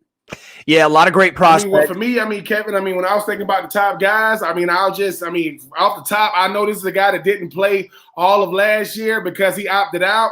I would go Jamar. My number one is Jamar Chase. People forget how dominant he was in 2019 when you're looking at the fact that he was uncoverable. I know that Devonta Smith, who I'm going to get to on the list, had a Heisman Trophy season, but the guy whose record he broke would be Jamar Chase, the guy that had 20 touchdowns and arguably the greatest team we've seen, with college football history, definitely the college football playoff history. So for me, it'd be Jamar Chase. Number two would be Kyle Pitts. When you look at what the NFL is becoming, you want to have a dominant tight end that's going to be a mismatch for any linebacker or safety, too big for a cornerback, and you could just put him out there and let him do what he does. Kyle Pitts had 0 drops last year. He had the highest grade of any offensive position, not at the quarterback position. I am not being biased. The tape speaks for itself. He just happened to play for them boys. So for number two for me, Kyle Pitts, 6'6", 245 pounds. And can run like a deer. My number three is Jalen Waddle. I am saying Jalen Waddle over Devonta Smith, and I'm going to tell you why. Jalen Waddle is coming off an injury. I think when you look at the fact that he can take the top off of offense, he's the guy that's had to work his way up in the Alabama system and still was able to go out there and produce. I know they're going to have to check on that ankle. I think he'll be fine by training camp time, and he can blaze. My number four is Devonta Smith, back-to-back Alabama guys. Devonta Smith did not weigh in at the Senior Bowl. That is a concern for me. I'm going to tell you why. People are going to talk about what he did at Alabama, where he was one of the best players and considered the best player in college football, winning the Heisman. I think he weighs around 165, 170. I have never seen a receiver that small dominate in the National Football League. I have been proven wrong a lot, and I hope to be proven wrong again, but I'm going to stick to my guns right here. My number five is Patrick Surtain. Defensive player of the year, Alabama. Yeah, am I 3, 4, and 5 or all Alabama Crimson Tides? I'm going to go with Patrick Surtain, 6'2", defensive player of the year in the SEC. Definitely going to be a lockdown corner. Kevin, it's going to really depend on what scheme he's in. If you're going to put him on the island every single play, I don't know if that bodes well for him. I like the fact that he can run, but he's going to go up against the Jamar Chase, the Jalen Waddles, Devonta Smiths of the world. Those are the type receivers he's going to be getting week in and week out. My number 6 is J.C. Horn, cornerback out of USC. I think he is a big-time player. I want to see how fast he is, but go back to the Auburn tape when he had Seth Williams. Go back to the Florida tape when he played really well against those Florida receivers, not something Patrick Surtain can say he did not do, even though they did win the SEC championship. My number 7, Christian Barmore. I know BJ is loving Christian Barmore right now. Big time talent on the interior of the defensive line. It's gonna really depend on what scheme he goes to. I don't think he's an outside pass rusher. Don't have a quick twitch. 6'5", 320, 330 pounds.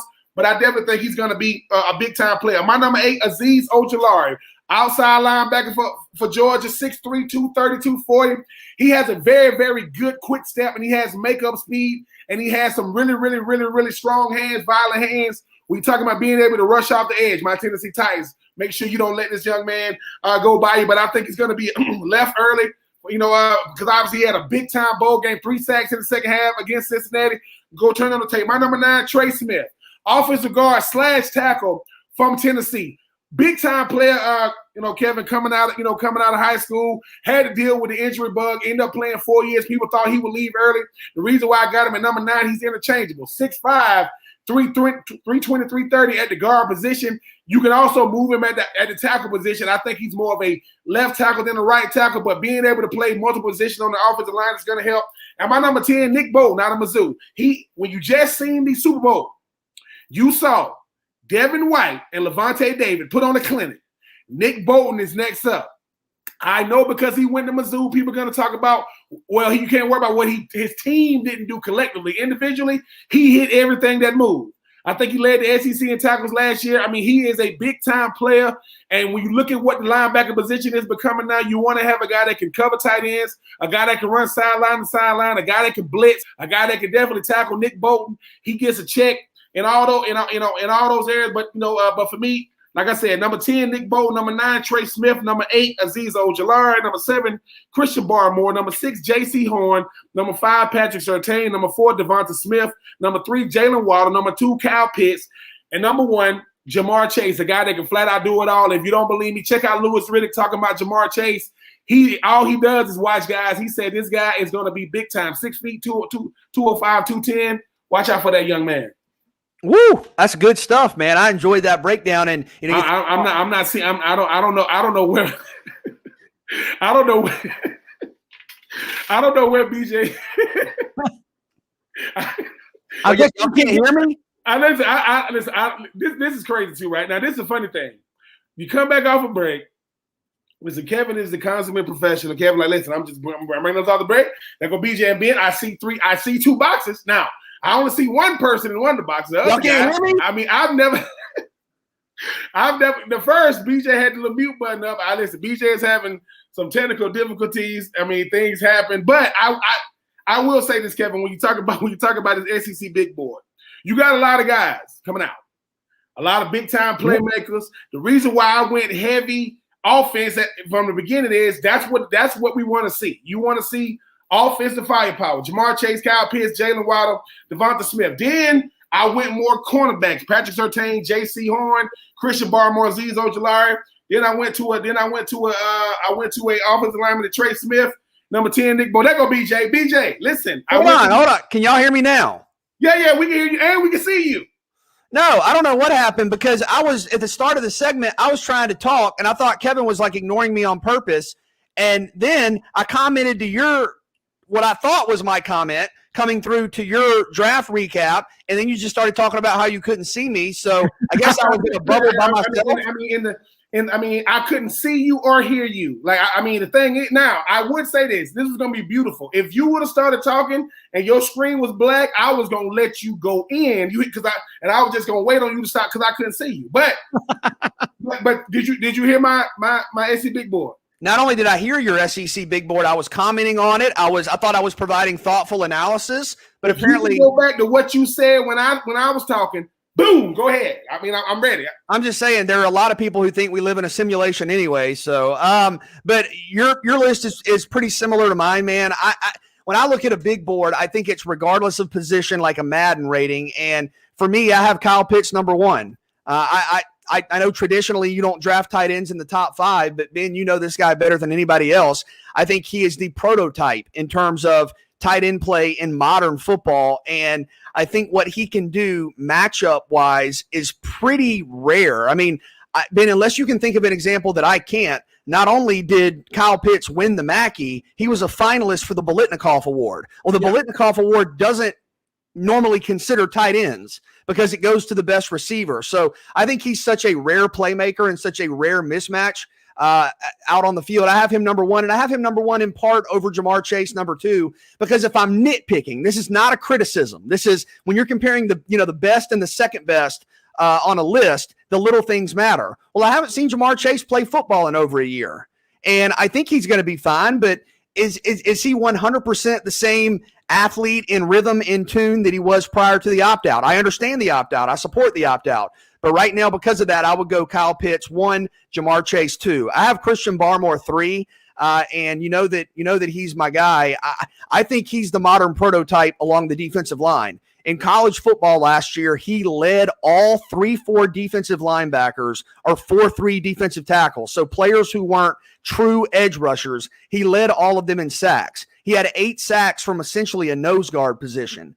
And when you look around the NFL, when you look at guys like Aaron Donald, and I'm not comparing him to Aaron Donald, I'm talking about the evolution of the position. When you think about Ndamukong Suh, who had a sack and a half in the Super Bowl, when you think about DeForest Buckner, when you think about Fletcher Cox, these are big guys that provide an interior pass rush. Like, who's the guy? My mind's slipping. The guy in Atlanta, the defense, Grady Jarrett. Grady Jarrett. These are interior guys that provide pass rush ability from a position that normally doesn't produce that. Barmore had 8 sacks. He was unstoppable against Ohio State in the national championship game. And keep in mind, Ohio State's going to have Thayer Munford drafted. Wyatt Davis is going to be a first-round pick. Josh Myers is going to be a first day or two pick. And Barmore was dominating all of them. So I think Barmore is the kind of foundational piece you build a defense around. I have Patrick Surtain at 4.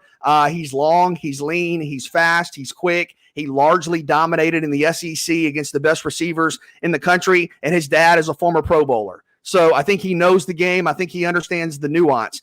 My opinion has changed a little bit on Devonta Smith, and I credit that to you, Ben. I'm going to bring him in at 5, and I think he's the greatest wide receiver in college football history. Not the best, but when you talk about the walk-off catch against Georgia, the Heisman, we've never seen anything like that. But I did some research, Ben. Last season, there were only 2 wide receivers in the NFL who weighed less than 175 pounds, Taylor Gabriel and Marquise Brown.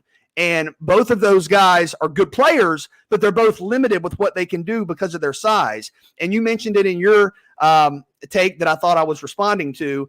I don't know that Devonta Smith is 175 pounds. He might be 165 pounds. And I think you can work some of that with scheme, but I still worry about his durability. I have Jalen Waddle, the wide receiver out of Alabama, number 6. Love his speed, love his explosiveness. Is he fully healthy? Probably shouldn't have played in that national title game. I understand why he did, but I'll have him at 6. J.C. Horn for me at 7. I love everything about him. Great player. Don't have as much tape on him as we do Patrick Surtain, but I think he's about what you want for a number 1 corner. I have Nick Bolton, the linebacker out of Missouri, number 8, can cover the field. And for the longest time, short, undersized linebackers got disrespected. It's like, oh, you're only 6 foot 230. Well, Nick Bolton is about as good as a tackler as we've seen in the SEC the last decade. And I think he does fit in that Devin White mold. For me, I have Alex Leatherwood, the offensive tackle at Alabama, number 9. I've seen him projected, guys, as like a second-round pick in a lot of mocks, and I don't really get that. He has been not only an elite blocking force for Mac Jones, but also Tua. Alabama's been incredibly balanced, incredibly proficient offensively. He's a big reason why. He won the Outland Award. He didn't give up any sacks. He's 6'6", 320. Like, what's the problem? I love Alex Leatherwood. And then I'm glad you put Trey Smith on there. I have Trey Smith 10 as well. Had some health issues early in his career. This kid is a stud. 330 pounds, can play guard or tackle. So my 10, Kyle Pitts 1, Jamar Chase 2, Christian Barmore 3, Patrick Surtain 4, Devonta Smith 5, Jalen Waddle 6, J.C. Horn 7 out of South Carolina, Nick Bolton 8, Alex Leatherwood 9, and Trey Smith 10. Yeah, can't go wrong with a lot of those guys in the upcoming draft. Speaking of draft, the Falcons have a choice there at number 4. Did Terry Fontenot maybe give some insight as to what the Falcons might be doing? We'll break that down next. It's 3 and Out on the Southern Pigskin Radio Network.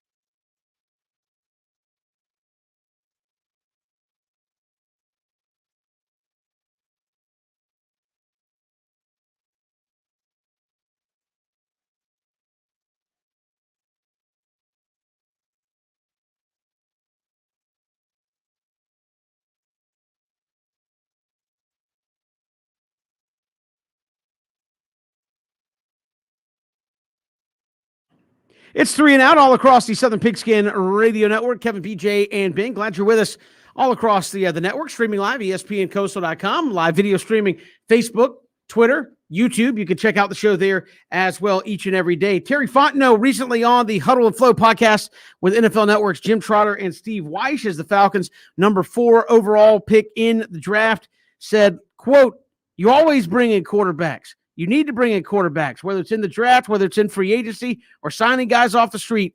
It's so important. Bring in quarterbacks a lot. Build strengths," end quote. So maybe giving you a little insight. Would you be surprised after a quote like that if the Falcons didn't go quarterback sitting there at number 4? Well, Kevin, let me ask you that as you've covered the draft for a long time. In your mind, is that here's what we're thinking and that's just transparency? Or in your mind, could that be a little setting the table for the old okey doke and maybe some leveraging for a draft trade? Well, I mean, it seems like given Terry Fontenot's stay in New Orleans, they were not constantly, but you had a good quarterback rotation where I think Mark Brunell spent some time there as a backup. Obviously, Jameis comes in.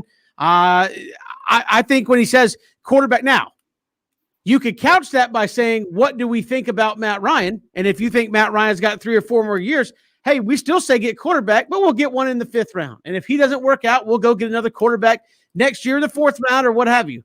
But I think it's obvious the Falcons are probably going to take a quarterback at some point in this draft. Why? Because Matt Ryan is getting long in the tooth. He's got an expensive contract. And Kurt Benkert is your backup, who has played virtually no football. And that's not meant to Cody's life. It's not meant to be disrespectful, but Matt Ryan doesn't get hurt. So basically, Kurt Benkert's had a nice gig. Hey, I stand on the sidelines. They pay me every week. I don't even get sweaty. I just stand over here and start. And they really don't even have to do that now that you can talk to the quarterbacks in your headpiece. So Kevin hit him with the signals. So I think this will be an interesting way. If they go, I do agree with you, BJ. If they go Justin Fields at 4, I mean, say what you will, he's going to play at some point. I just don't think it's going to be, hey, we drafted this guy number 1 and he's not going to get on the field. Maybe it's the Falcons are up. Well, I mean, not there ever, but maybe the Falcons are up 42-10 and he gets in there. Maybe it's the Falcons start off 2-6. Not unheard of. Seen that plenty of times with the Falcons, and he starts playing, and Matt Ryan has a seat simply because the season's going nowhere. But if you take Justin Fields at number 4, he will play. I mean, we went and looked at this in the in the pre-show. Big time quarterbacks that have sat, or guys who were drafted in the first round that have sat, haven't been very many. I think Jake Locker, I looked, he played in 5 games, didn't start when he was drafted in the first round at 8 overall to Tennessee. You had Phillip Rivers sat, didn't really play. Outside of that, a lot of guys, you go look, RG3, 14 starts. Andrew Luck pretty much started right away. Name them. If they're in the first round, Blaine Gabbert was in there after 3 or 4 games. Blake Bortles was in there after 3 or 4 games. And these are programs, again, a franchise that you knew were bad, but the Falcons are kind of in that middling area. They could be bad. They could be a playoff contender. You don't know. People thought they were a playoff contender last year, and look what happened. Ben, let me try to explain myself, and then I'll defer to your expert opinion because you certainly understand this. And I think Fontenot's a brilliant guy. I'm really excited to see what he's going to do. I think it's a tricky position. I don't think it's a perfect position, right? Like sometimes the draft gives you a gift. Hey, Jacksonville, Trevor Lawrence is there. Okay, he's the number 1 overall pick. And even if it doesn't work out, no one's going to blame you for picking him. He's a generational, at least in theory, prospect. But I look at it like this with Atlanta at 4. And I do agree with Kevin, and maybe I'm wrong. I was wrong about Josh Allen, and it happens. But you and I have talked about this, Ben, on the show, off the show. Justin Fields is already a superstar. Justin Fields is more famous than at least half of the starting quarterbacks in the NFL. In some ways, Justin Fields might be more famous than Matt Ryan. When you talk about being the starting quarterback for Ohio State, being a Heisman Trophy candidate, like college football, Ohio State, that's as big as it gets. I mean, you're a name that everybody knows. If you draft him number 4, whether it's media pressure, whether it's fans demanding it, whether it's Matt Ryan maybe feeling it a little bit, he's never had to play with somebody looking over his shoulder. Maybe he doesn't play quite as well or is inconsistent. Justin Fields is going to play. I cannot foresee a situation where you draft Justin Fields, number 4 overall. He's going to have the first or second highest selling jersey in the NFL. There's going to be constant stories about him, features on TV, and he never plays. I just can't see that. Now, could I see that more realistically if you draft Zach Wilson or Trey Lance? Potentially. But here's my thing with Wilson, and this is why I think it's a unique scenario for Atlanta to be in. I at least think there's a chance you could be a contender in 2021. You still have Matty Ice. You still have Julio. If you can get creative with the draft and free agency on defense, maybe you can get enough. It kind of reads difficult for me to say your plan is to draft someone while you have an aging wide receiver and an aging quarterback who are near the end. You're going to draft someone who's not going to play at the end of their tenure. You would like to think you get as much talent as possible and immediate talent so you can squeeze whatever juice is left in the orange and try to maximize the productivity that's still left in Matt Ryan and Julio Jones. If you draft Patrick Surtain, if you draft Micah Parsons, if you draft Gregory Rousseau, if you draft Jamar Chase, Kyle Pitts, they make you better in 2021. Zach Wilson does not make you better in 2021. And that's a hard thing for me to logically kind of process. Now, Ben, if your counter to that is, yeah, but you got to think ahead. I agree. Is Zach Wilson the quarterback? Because I think all this is smart. Justin Fields is going number 2. That's my prediction. I think all this is conjecture. Are you going to draft a guy? And I go back to Kevin's take. Kevin, I remember you saying this before Jared Goff. Stats are one thing, and you guys know I love stats. And the numbers for Wilson last year are off the charts. But if I look back at his performance in showcase games, Coastal Carolina this past year, not good.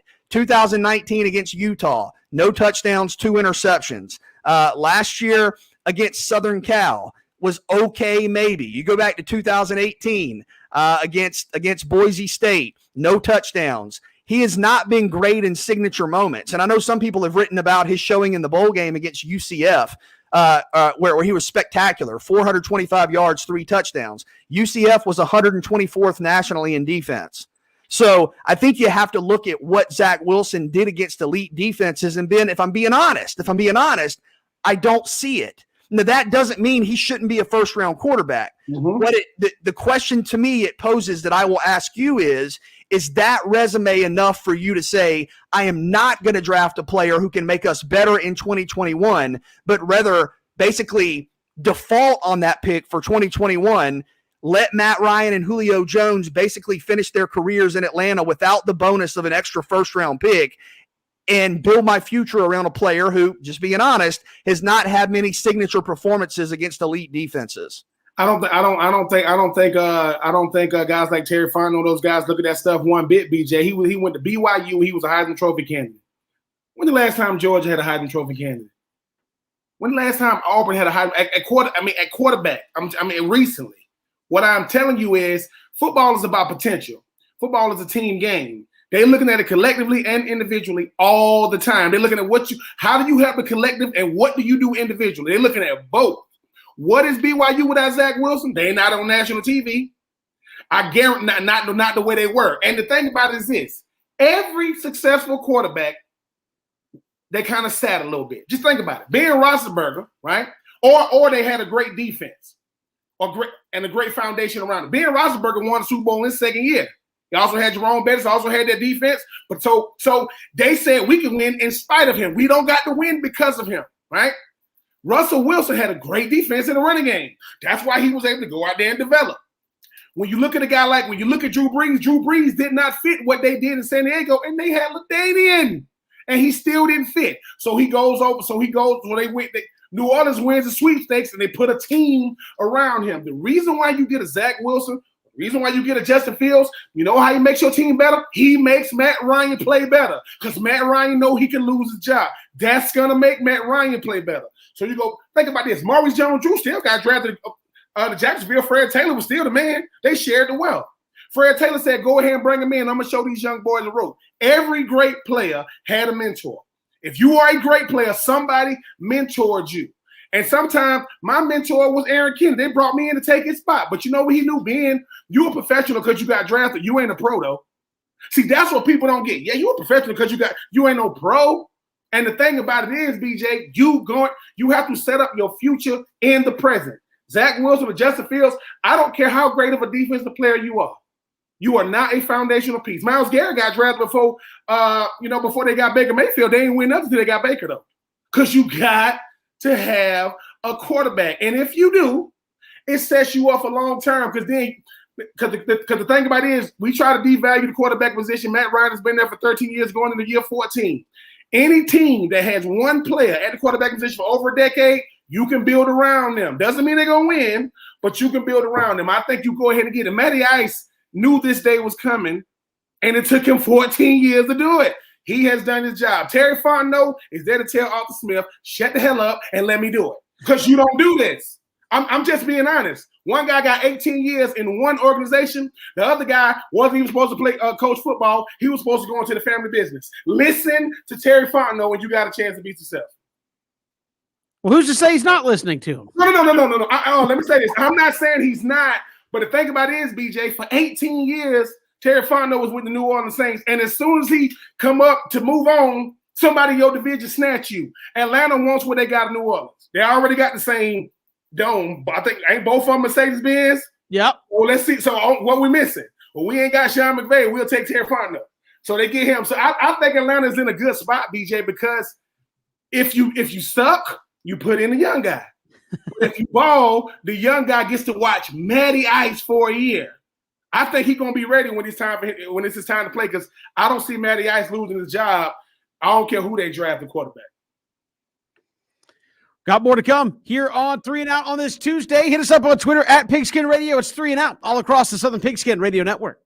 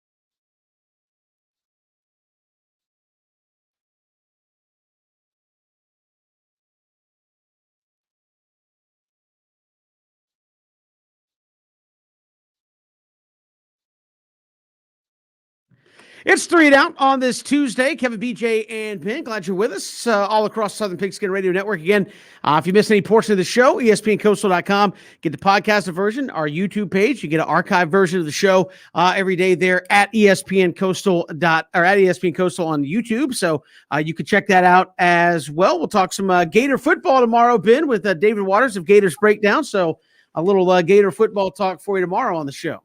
Looking forward to it. I want to give a big shout out to the Lake Nona Academy. That is my child's soccer team. Big time win this weekend. BJ got a chance to see. Yeah, I got to go out there and make it happen. So shout out to them Lake Nona girls. Shout out to Orlando, Florida, getting that big dub. And listen, if y'all lost to my daughter's team this weekend, we do it to everybody. No, I'm just playing. But shout out to them Lake Nona girls this weekend. I felt like Kevin. Well, no, because Kevin is the coach. Kevin be the one saying, "Act like you want to be here." I was on the sideline going, "Come on, ref!" And I almost got kicked out. Me and all the parents got warned. And they said, "Listen, let me do my job. I'm gonna kick you out of here." And I gave them that. I was finna kick me out. No.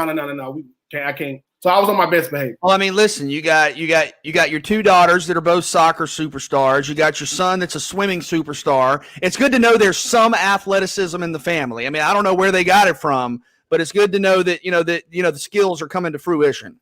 Jealousy will get you nowhere with me, BJ. You don't got to do that. Kevin says you swim in a sea of lies. I don't know why Kevin says those type of things, but I'm starting to understand more and more each day. It becomes more and more apparent. But no, I do think it would be funny if, Ben, you got kicked out of a youth soccer game and BJ has gotten kicked out of a high school baseball game. I think those yeah. Okay. For as a fan, not as a player, he got kicked out. So. Well, for clarification purposes, that was not as an adult, Ben. Okay.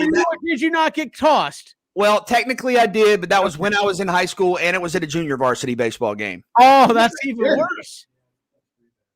what about I'm not going to talk about it, but did you have a certain sign that somebody tell you to put down too? Look, man, I've had a lot of run-ins over the look. Kevin remembers back at Glen Academy, and this is a different story. Back in the day, you had the Inferno student section. You know, me and Wright Culpepper and those Case and Kinstall. You got Case and Kinstall in there getting stirred up. So you and Case and y'all been like causing some mischief for years, huh? I'm an adult now. I no longer get thrown out of games. You haven't been to a game yet in 2021 to get thrown out. It's coming. It's only a matter of time. We get tossed out again. We've got a lot more to get to tomorrow on the show. Again, the conversation continues on Twitter there at Pigskin Radio. Love to hear from you there. We appreciate Eric Kane, 99.1, the sports animal, for joining us. Rich Stiles, host of the Back Nine Boys Golf Show, joined us as well. It's 3 and Out on the Southern Pigskin Radio Network.